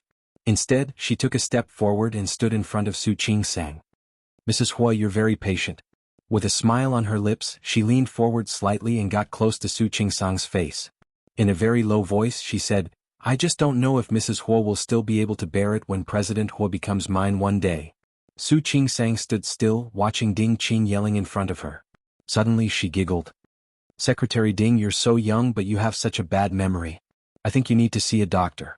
What do you mean? Secretary Ding, I told you last time that Hua Jinyao, he's not erect. Why can't you remember that? Or do you want him even though he's like this? Of course. Ding Qing raised her chin and said arrogantly, Mrs. Hua, I'm not that kind of shallow woman. The one I love is President Hua's woman. Is that so? Then I really have to look at you in a different light. Seeing the proud look on Ding Qing's face, Su Qingsang suddenly changed the topic. But you have to be able to afford it. She mimicked Ding Qing. She leaned forward, got close to Ding Qing's ear and whispered. After all, Hua Jinyao has high standards. He has high standards. I really don't take a liking to just anyone. With a smile on her face, she took a step back after saying that. Seeing Ding Qing's face turn green, the smile on Ding Qing's face grew brighter and brighter. Without looking at Ding Qing walked past her and was about to leave. Mrs. Hua, you've gone too far. Ding Qing blocked Su Qingsang's way and said coldly, Mrs. Hua, you're too confident. After all, no one knows how things will turn out until the end. Isn't that right? Indeed. Su Qingsang nodded. No one knows how things will turn out until the end. But I don't need to wait until the end. I can tell you that Hua Jinyao is mine. No one can take him away from me. Mrs. Hua, you're so confident. I hope you can always be so confident. Of course. Su Qingsang's expression didn't change. She looked at Ding Qing calmly as if she didn't care about Ding Qing at all. After all, people who are liked and loved by others will naturally have confidence. Unlike some people who have no one to love or want them, so they have to steal other people's men. Speaking of which, it's really sad, don't you think so? She didn't think that she would lose to Ding Qing when it came to talking. Ding Qing's face grew darker and darker. Her chest heaved. If she didn't care about the consequences, she would have hit Su Qingsang. Mrs. Hua, you really don't need to be so proud. Even if I'm not with President Hua, there will be other women around him. It's just a matter of time. Do you think that you can stop all the women who approach President Hua? Chapter 551. While saying that, she glanced at Ding Qing from head to toe without hesitation. Her eyes scanned Ding Qing's body from head to toe like X-rays. You don't need to be careful of someone like Secretary Ding. In other words, Ding Qing wasn't qualified. Did I say something wrong? I'm sorry. After all, doctors like to tell the truth. Ding Qing's hands were hanging by her sides. She clenched her fists. She was about to lose her temper. Suddenly the office door opened. Hua Jinyao and Yang Wenchang walked out of the office. Seeing the two of them standing together, Hua Jinyao paused for a second, then glanced at Yang Wenchang. Both Yang Wenchang and Hua Jinyao had the feeling that Ding Qing was bullying Su Qingsang. Hua Jinyao took a step forward and his face darkened. Su Qingsang walked up to him and put her arm around his. Are you off work? Are you feeling better? Hua Jinyao didn't answer her question. He glanced at Ding Qing, who was not far away from him, and ignored her. He lowered his head to look at Su Qingsang. His eyes were gentle. Why didn't you call me? I could have asked Wenchang to pick you up. Assistant Yang took me there last time. It's not like I don't know him. Su Qingsang smiled brightly, but didn't mention what had just happened. What are you talking about? Hua Jinyao asked casually. He glanced at Ding Qing's face out of the corner of his eye. Thinking of what Su Qingsang had said to him last time, his eyes turned dangerous. Nothing. Secretary Ding was worried about you.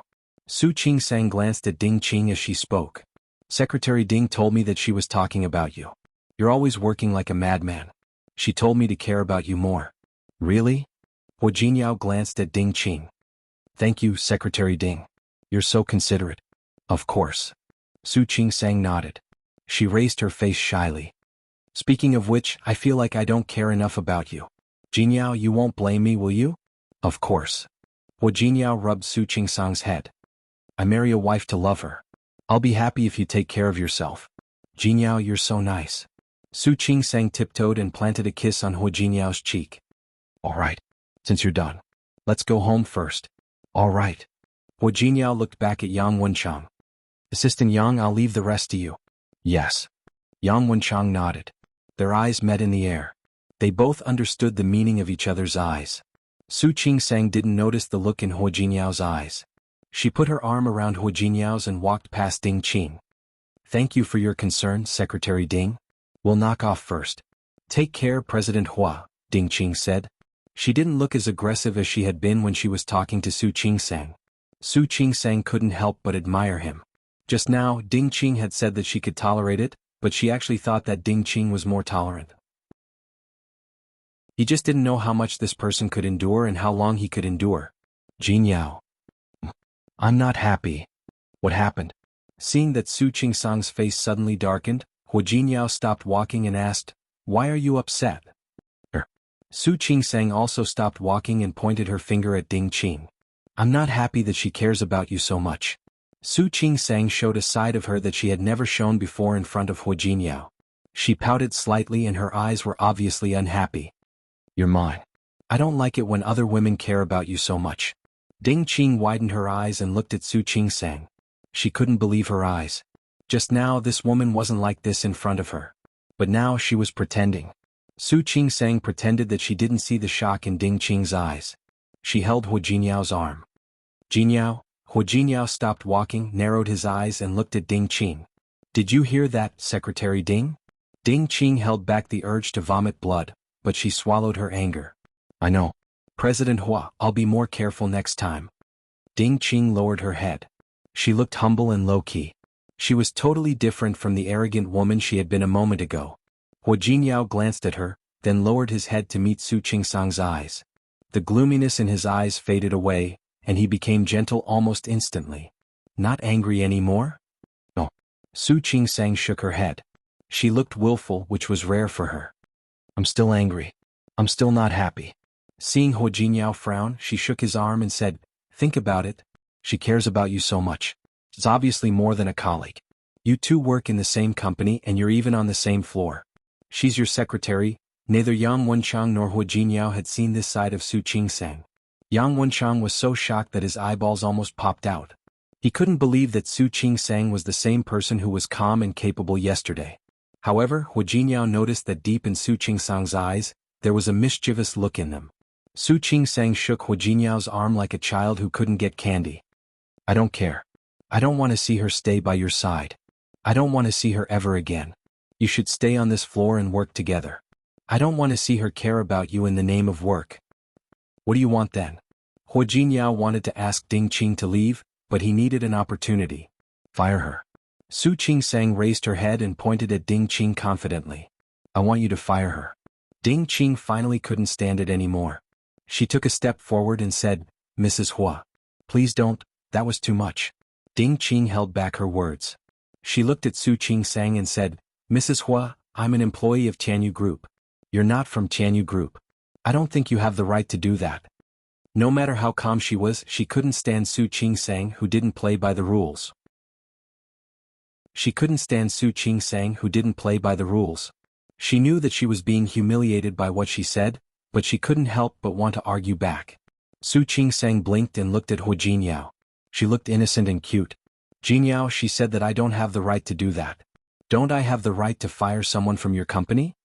Of course you do. Hua Jinyao resisted the urge to laugh. He also resisted the urge to hug Su Qingsang and kiss her hard. He looked at Ding Qing coldly and said, Miss Ding, did you hear what my wife said? Go pack your things and leave now. Su Qingsang widened her eyes. In fact, she just wanted to make things difficult for Ding Qing. She didn't expect that Hua Jinyao would really ask her to leave. President Hua. Of course she didn't think that Hua Jinyao had found out what she had done.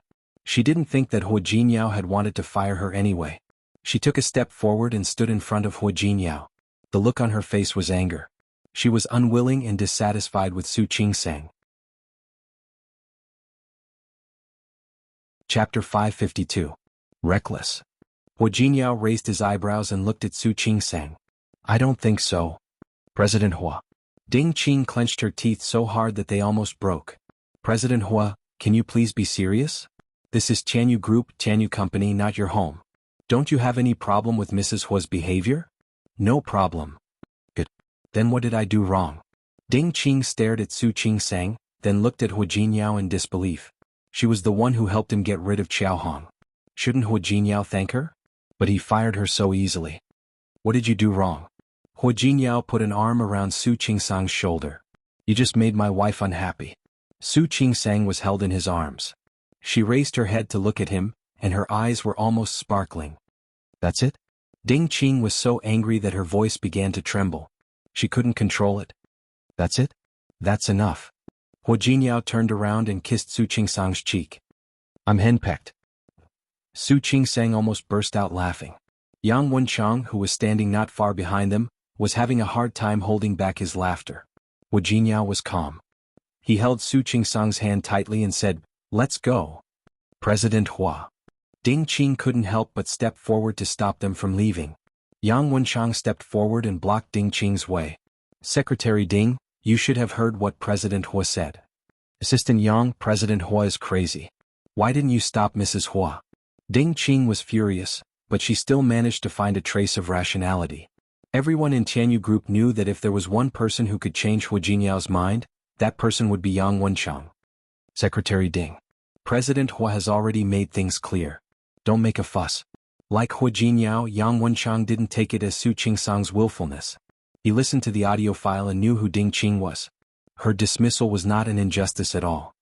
As for why I didn't stop her, I'm sorry. The whole family. But Mrs. Hua was the boss. Who asked you to upset Mrs. Hua? Su Qingsang didn't care how unhappy Ding Qing was.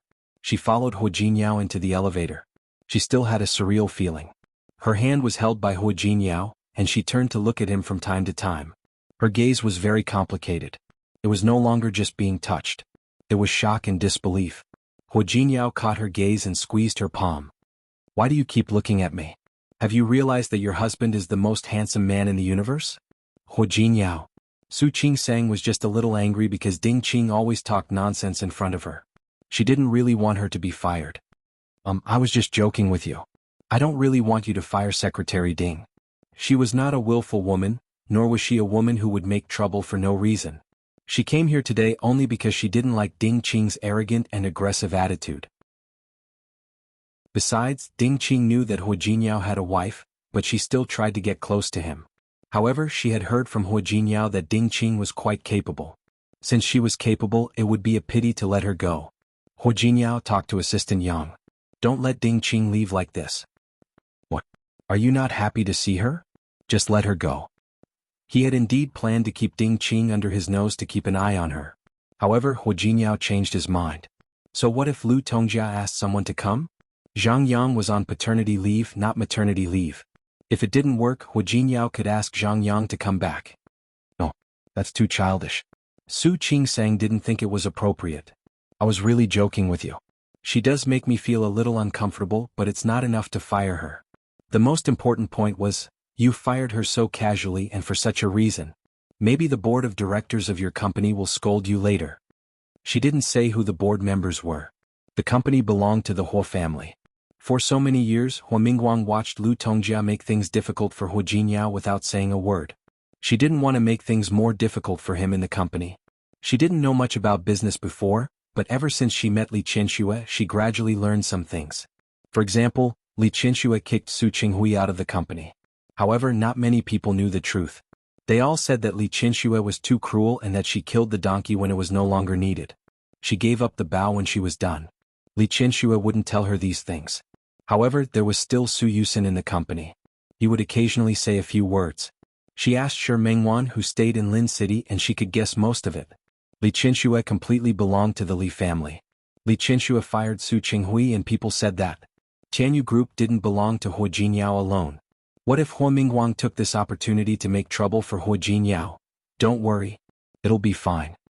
Hu Jinyao squeezed her hand. She's my secretary.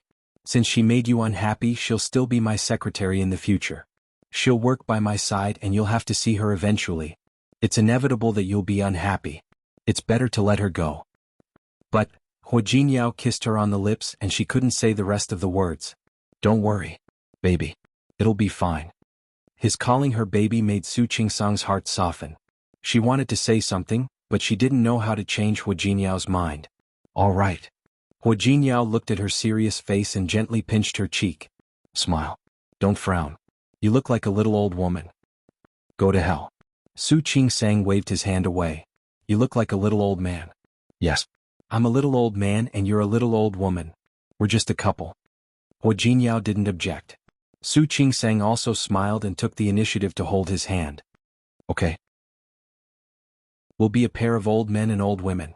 If she could hold this person's hand until the end of her life, then this life would really be perfect, wouldn't it? Hua Jinyao's reaction was to hold her hand tightly and not let go. Old Master Hua looked at Hua Jinyao with concern in his eyes. Why do you look a little thinner? Have you been busy at the company recently? It's been all right. Hua Jinyao had been sick for 2 days. Although he recovered quickly, he had been busy during this period. He didn't actually look thinner, but his complexion had always been a little worse. Take care of yourself. Don't be too tired. Old Master Hua was still very concerned about this grandson of his. There was a lot of concern in his words. Hua Jinyao was touched and his expression was a little moved. Thank you, Grandpa. I know. Qingsang. Old Master Hua looked at Su Qingsang, who was sitting next to him. Jinyao always doesn't care about his own affairs. Since you're already married, you should be more responsible and take care of him. Grandpa, don't worry. I will. Su Qingsang didn't need Old Master Hua to tell her to take good care of Hua Jinyao. However, Hua Jinyao was obviously busier than before these days. She knew that it wasn't good for his recovery, but she couldn't stop him. She thought that Hua Jinyao was busy because Ding Qing left. She felt a little guilty because he was short of someone to take care of. Was she causing trouble for him? Thinking of this, Su Qingsang couldn't help but feel a little guilty. It wasn't that Old Master Hua didn't know that, but he just said it casually. Grandpa, what are you talking about? I don't need Qingsang to take care of me. I should take care of her. Take care of each other. Take care of each other. Old Master Hua liked to see the two of them getting along well. Nothing could make him happier than seeing his grandson and granddaughter-in-law get along well. At this time, Lu Tongjia came downstairs. After venting her emotions on Su Qingsang the other day, she felt a little uncomfortable these days. She didn't look very good. As soon as she came downstairs, she saw Old Master Hua Jinyao and Su Qingsang looking at each other happily. She slightly frowned, walked to the sofa and sat down. Hua Jinyao saw her and greeted her. Su Qingsang followed suit and called her auntie. Ever since she found out about the knot in Lu Tongjia's heart, the way she looked at her was a little complicated. Rationally, she knew that Lu Tongjia was also a pitiful person, but emotionally she couldn't accept Lu Tongjia venting her anger on her. Lu Tongjia acted as if she didn't see Su Qingsang's gaze. She would never forgive Hua Jinyao. Even if Su Qingsang found out, it would be the same. It's rare today. It's not the weekend. You still remember to come back to see your grandpa? Hua Jinyao didn't respond. Su Qingsang slightly frowned because of the hostility in her words. She looked at Hua Jinyao with some worry. No matter how much Lu Tongjia didn't like him before, she probably didn't do anything to the company, but now, I can come to see Grandpa even if it's not the weekend. Hua Jinyao wasn't affected by Lu Tongjia's cold face at all. I can come if I want to. Yeah, you're old enough to have your own ideas. You don't need other people's permission to do anything. You can do it on your own. What she said was really a little strange. Old Master Hua glanced at Lu Tongjia. Tongjia, I'm happy that the child came to see me. What are you talking about? What am I talking about? I'm talking like a normal person. Lu Tongjia looked at Hua Jinyao with obvious dissatisfaction in her eyes. Dad, you don't know what Hua Jinyao has done. What's wrong with me saying a few words to him? Tongjia? Old Master Hua knew that Lu Tongjia didn't like Hua Jinyao and that she had a knot in her heart. For so many years he didn't say anything, but recently Lu Tongjia seemed to have gone more and more overboard. Now he had the intention to side with Hua Jinyao. He was a little unhappy about Lu Tongjia's provocation. Dad, do you know? With one word, Hua Jinyao fired an employee who was doing a good job in the company. Lu Tongjia glanced at Hua Jinyao and then looked at Old Master Hua. She didn't hide the sarcasm and dissatisfaction in her eyes. Chapter 553. Lu Tongjia didn't expect that Ding Qing hadn't even been his wife for 3 months. Hua Jinyao fired her just like that, and the reason was so ridiculous. When she heard that, she was so angry that she almost died of anger. If she hadn't been sick and had rested at home for a few days, she might have gone to him and questioned him. Old Master Hua didn't understand. He glanced at Hua Jinyao. He didn't believe that Hua Jinyao was a man without a sense of propriety. He fired her just because of what Su Qingsang said. Speaking of this, Lu Tongjia was even more dissatisfied with Su Qingsang. She knew that she was an illegitimate daughter, and that she was inexperienced and incompetent. Previously he had noticed that she had some manners. She wasn't someone who didn't know manners. But now, because of her inexplicable jealousy, Hua Jinyao fired her employee like a fatuous emperor? Only Su Qingsang could do something like that. Thinking of this, Lu Tongjia couldn't help but ask. She turned around and looked at Su Qingsang. Su Qingsang, I really want to ask you, what about your upbringing? Is your upbringing telling you to meddle in your husband's business? Is it because of your family upbringing that you kick people out just because you don't like them? Su Qingsang, if that's the case, then I've learned a lot. Su Qingsang pressed her lips into a straight line. She had thought that she had been a little irrational that day, but now she was speechless. Old Master Hua didn't believe that Su Qingsang was that kind of person. He glanced at Hua Jinyao and said, Isn't your secretary Zhang Yang? How did he offend Qingsang? Old Master Hua had been to the company many times, and Zhang Yang had run errands for Hua Jinyao. Hearing Lu Tongjia's words, he couldn't help but look at Su Qingsang. He had a good impression of Zhang Yang. He was down-to-earth and hard-working. Most importantly, Yang Wenchang was steady and meticulous. Zhang Yang was lively and quick-witted. Both Zhang Yang and Zhang Yang were good helpers for Hua Jinyao. Which one is Zhang Yang? Ding Qing. Lu Tongjia glanced at Su Qingsang as she spoke. Hua Jinyao has a new female secretary. She, on the other hand, argued with Hua Jinyao to fire her just because she found Hua Jinyao pleasing to the eye. Hua Jinyao hadn't said a word before. Now he raised his head and glanced at Lu Tongjia. Finally he said, Mom, you really know a lot about me. Ding Qing has only been here for a few days. Mom remembers her name quite clearly. Lu Tongjia's expression changed slightly, but she soon calmed down because of her age. She looked at Hua Jinyao with a cold face. What's wrong? Am I wrong to care about you? Thank you for your concern, Mom. Hua Jinyao said ambiguously. When his eyes met Lu Tongjia's face, his gaze was deep and meaningful. His gaze was suggestive, making Lu Tongjia feel uncomfortable. Hua Jinyao, what kind of attitude is that? What do you mean? I'm your mother. What kind of tone are you using to talk to me? Hua Jinyao didn't lower his head, nor did he look away. He just stared at Lu Tongjia.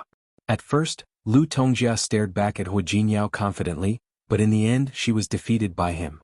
She turned her face away, feeling that it was really hard for her to swallow her anger. She couldn't help but stare at Hua Jinyao. What's wrong? Can I say it? You dared to do it. Why are you afraid that I will say it? Su Qingsang looked at Hua Jinyao worriedly. She subconsciously reached out to hold Hua Jinyao's hand. Hua Jinyao's expression didn't change at all. He just looked at Lu Tongjia calmly. Lu Tongjia became angrier. She turned to old Master Hua and said, Dad, tell me. I've been in the Hua family for so many years. When have I ever interfered with Mingguang's business? When have I not stood behind Mingguang, not interfering, not caring? Su Qingsang, on the other hand, interfered with Hua Jinyao's business as soon as she came here? Let me ask you, Dad. Is this reasonable? Is it? Old Master Hua didn't speak. He subconsciously looked at Su Qingsang and said, Qingsang, stand there. Is this true? Grandpa. Su Qingsang bit her lip. This was indeed her fault. I can explain this, She said, I can explain this. Explain? Are you trying to deny it? Lu Tongjia was aggressive. Su Qingsang felt weak. At that time, she was just angry at Ding Qing's provocation. She really didn't expect that it would have such an impact on Hua Jinyao. She couldn't help but look at old Master Hua and said, Grandpa, I'm sorry. It's my fault. Grandpa. Hua Jinyao grabbed her hand and interrupted Su Qingsang. He glanced at Lu Tongjia, then met old Master Hua's disapproving look. I did fire Ding Qing. But I didn't fire her because of Qingsang. I fired her because of Ding Qing. She seduced me. Hearing that, Su Qingsang widened her eyes and looked at Hua Jinyao. Even Lu Tongjia's expression changed. Hua Jinyao, what are you talking about? How could Ding Qing? Why not? Mom, do you know Ding Qing that well? Lu Tongjia stopped talking and averted her eyes unnaturally. She's your secretary. How could I know her? Old Master Hua looked at Lu Tongjia suspiciously. Lu Tongjia forced herself to calm down and said, Jinyao, don't talk nonsense just because you want to cover up for Su Qingsang. You know very well how Ding Qing left. I know very well indeed. I think you know better than me, don't you? Hua Jinyao added meaningfully. Lu Tongjia looked into his eyes. For a moment she almost thought that he knew her plan, but then she thought that it was impossible. Of course I know. What you did has spread in the company. Do you think I don't know? Yeah. The news spread everywhere. It's only been 2 days but you've already heard about it. This is the first time I know that people in our company are so gossipy. Lu Tongjia moved her lips and was about to say something. Hua Jinyao added. Mom, you really care about Ding Qing, don't you? He leaned forward slightly and said in a deep voice, I just don't know if you care about the other employees in our company as well. For example, Qiao Hong? Lu Tongjia's expression changed as soon as she heard Qiao Hong's name. She widened her eyes and looked at Hua Jinyao. Her hands were slightly trembling by her sides. However, it was only for a moment. Very quickly she completely calmed down. Hua Jinyao, why are you talking in such a weird way? I care about Ding Qing only because you've crossed the line. Do you think that I'm interested in just anyone? Really? You've crossed the line to fire one employee. As a subordinate, Ding Qing didn't want to work hard. Isn't that too much? He raised his eyebrows and looked straight into Lu Tongjia's face with his dark eyes. There was a deep meaning in his eyes that only they could understand. Lu Tongjia didn't say anything. She was close to Hua Mingguang, so she had never thought about building her own power in Tianyu Group. If Hua Jinyao hadn't annoyed her this time, she wouldn't have come up with such a plan. The atmosphere between the mother and son was really weird. Su Qingsang wanted to tell the truth, but judging from Hua Jinyao's expression, she felt that there was more to it than meets the eye. Thinking of Ding Qing's provocative words, she believed that Hua Jinyao was probably telling the truth. Ding Qing really wanted to seduce Hua Jinyao, but she didn't succeed. Her eyes suddenly lit up. Did Hua Jinyao want to fire Ding Qing for a long time? Was he just using her as a cover? That's enough. Old Master Hua also noticed that something was wrong. At his age, how could he not see that something was wrong with Lu Tongjia? Ding Qing was probably one of her people. He just didn't know what was wrong with his daughter-in-law. Why was she trying to push someone to her son's side? Shut up, all of you. I still want to live a peaceful life for a few days. I'll ask Uncle Cheng to prepare the meal. If you want, you can have a quiet meal with me. If you don't want it, then forget it. Hearing his words, the others stopped talking. Grandpa, I'm sorry. I'm sorry for making you worry. Hua Jinyao took the initiative to apologize. But don't worry. I'm in charge of the company. I know what I'm doing. As long as you know what you're doing. I believe that you're a good kid. I'll take care of it. Su Qingsang lowered her head and looked down. She thought about what Lu Tongjia and Hua Jinyao had been talking about and felt that something was wrong. However, her grandpa was here so she couldn't ask. No matter how unhappy Lu Tongjia was, she didn't mention it again since old Master Hua had spoken. Besides, she did feel guilty about what had happened to Qiao Hong. For the rest of the meal, she didn't cause Hua Jinyao and Su Qingsang any more trouble. This allowed the two of them to have a quiet meal. In fact, Su Qingsang wanted to ask old Master Hua about what had happened back then. However, today wasn't a good time. She could only wait. After dinner, Su Qingsang and Hua Jinyao got in the car and left. Almost as soon as they got in the car, Su Qingsang couldn't help but ask, Ding Qing, did you want to fire her for a long time? Hua Jinyao turned his face and said, Honey, what are you talking about? Didn't I fire her because you said you didn't like her? Did you? What else? Hua Jinyao raised his eyebrows with a naughty smile on his face. Su Qingsang twitched the corner of her mouth. She didn't believe a word that Hua Jinyao said. Alright, honey. It's still early today. Why don't we go watch a movie? Su Qingsang was no longer annoyed by his sudden change of topic. She added coldly, Speaking of which, did Ding Qing really seduce you? Hua Jinyao put his foot on the brake and turned to look at Su Qingsang. Honey, I was just joking. Ha. I was joking too. Su Qingsang smiled at him and said, All right, we're going to watch a movie. Let's go. Yes, let's go. Chapter 554.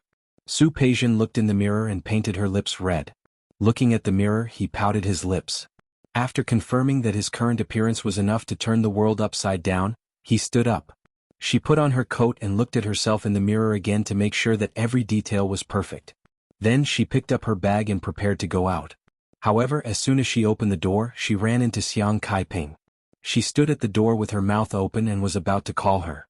Mom, what are you doing here? It's almost dinner time.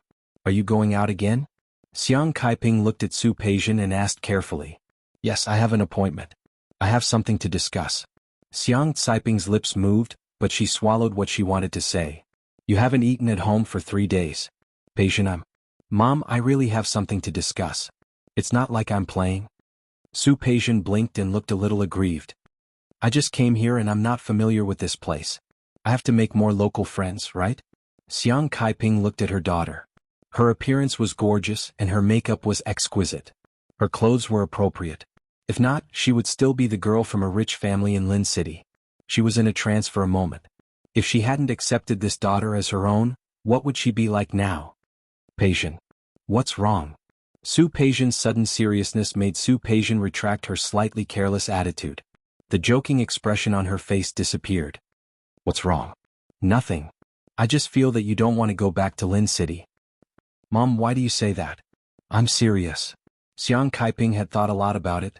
The more she spent time with Su Peixian, the more she thought about the months she spent with Su Qingsang. She knew it was wrong, but she couldn't help comparing it. Su Peixian didn't like her and couldn't accept her. She knew it all. Her life experience was there and her feelings and knowledge were there. Especially compared to what Su Qingsang did and now Su Peixian. She knew it very well. Su Peixian probably didn't want to accept her as her mother. I always feel that you like Lin City more. Actually, if you really want to go back to Lin City, you can. I'll beg your father and tell him to let you return to Lin City again, Mom. Su Peixian's expression suddenly changed. What are you talking about? I mean it. Xiang Caiping didn't want to think that way, but Su Peixian was different from Su Qingsang. Su Qingsang had grown up as an illegitimate daughter of the Su family. She had never been loved by Su Qinghui or Li Qianxue. But what about Su Peixian? She was raised in the palms of the Su and Li families. What conditions did the Li family have? What conditions did the Su family have? She could not adapt now, she understood. Your father owes me something. If I go and save him, trust him, Mom? Su Peixian raised her voice. If you dare to look for him, I won't recognize you as my mother anymore. Xiang Caiping was startled by Su Peixian's words, and her expression changed. She stood there, obviously at a loss. Su Peixian cleared her throat, realizing that she had been too aggressive. Mom, listen to me, we're fine as we are. It was true. Just the way it is now is good enough. Really? She would be lying if she said she didn't hate Su Qinghui. But she also loved her daughter dearly.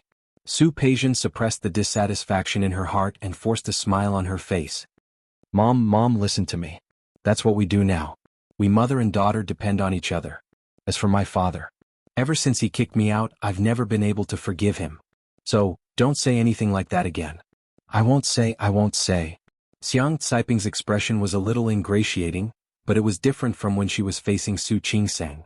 She was still a little afraid of Su Peixian. Peixian, can you stop running around outside after you're done with your work? Su Peixian furrowed her brows. She wanted to retort, but when she saw the perturbed look on Xiang Caiping's face, she didn't say anything. Okay, I got it. I've been busy lately. Don't worry. I will definitely come home more often to accompany you. Is that okay? Okay. Xiang Caiping didn't dare to say anything else. She watched Su Peixian pick up her bag and leave. She leaned against the wall and couldn't help but think of Su Qingsang again. If it were Su Qingsang, she wouldn't just leave her like that, would she? If it were Su Qingsang, she would definitely stay to comfort her. Of course, if it were Su Qingsang, she wouldn't always run around outside. Ever since she recognized her, she stayed at home to accompany her old lady. Realizing what she was thinking, Xiang Caiping's heart felt bitter again.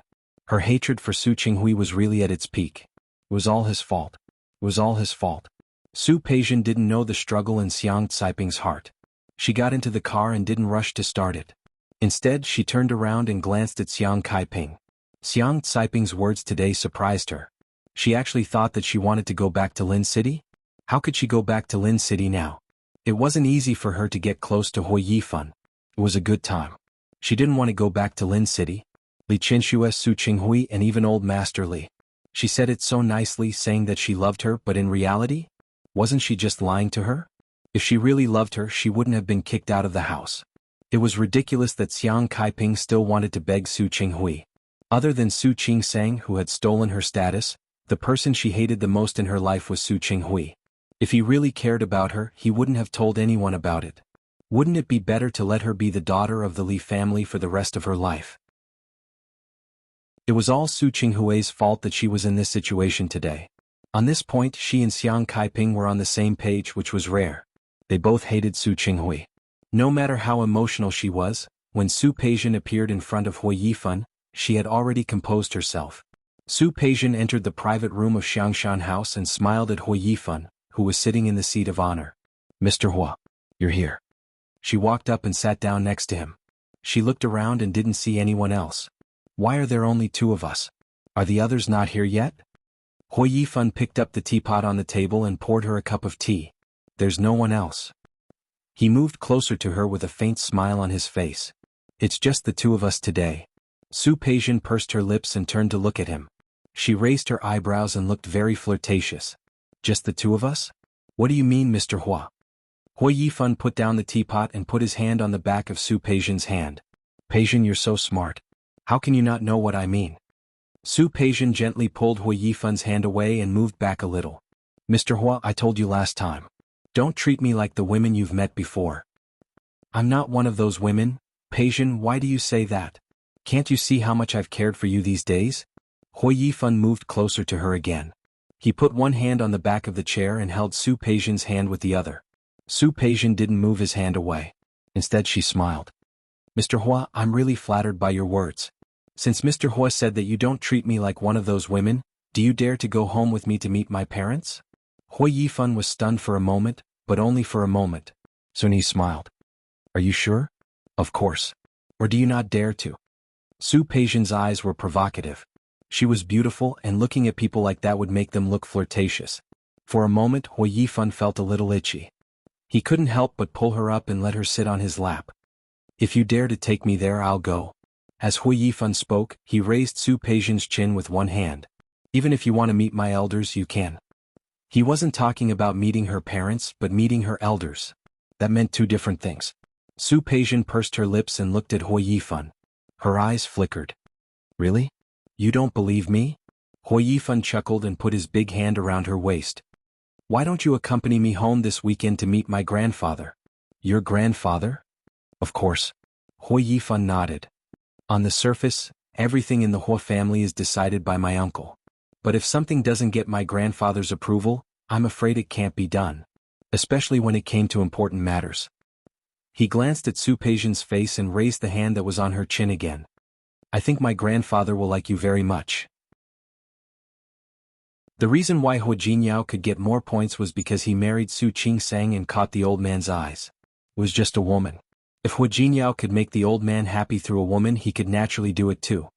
"What if your grandfather doesn't like me?" Su Peijian lowered her head slightly, and his hand happened to touch her lips. She looked up at him and opened her red lips slightly. Just like that, her brightly painted red lips bit his finger. Hui Yifan narrowed his eyes. If it weren't for the inappropriate occasion, he would have taken this woman right now. "As long as I like you, that's enough." Su Peijian smiled. Her lips that were gently biting his finger opened slightly. "Then I really have to go see your old man." "That's good. I won't let you down, right?" Hui Yifan narrowed his eyes and watched her lips move away. Without thinking, he pulled her body closer, lowered his head and kissed her heavily. Su Peijian didn't let him refuse. She raised her hand and put it around Hui Yifan's neck. As soon as her lips opened, she took the initiative. Hui Yifan's eyes flashed with surprise. More than that, he was pleasantly surprised. He had subdued Su Peijian. The kiss between the two of them was like a competition, and it all depended on who would admit defeat first. After all, Hui Yifan was a veteran in love. In the end, Su Peijian lost. He hugged her body tightly and pressed her waist down. He let her feel the fluctuations of his emotions at that moment. Although she couldn't stand that kiss and withdrew first, he didn't completely win. "Peijian, sooner or later I will make you mine." That you're tuning in to the Han Li's Wuxia Chronicles YouTube channel. We're so grateful for your support, and don't forget to subscribe to join us on this incredible journey through captivating stories. Your generosity through donations truly makes a world of difference, as it's the primary source of revenue that allows me to expand and enhance this channel for you. Thank you from the bottom of my heart for being a part of this adventure.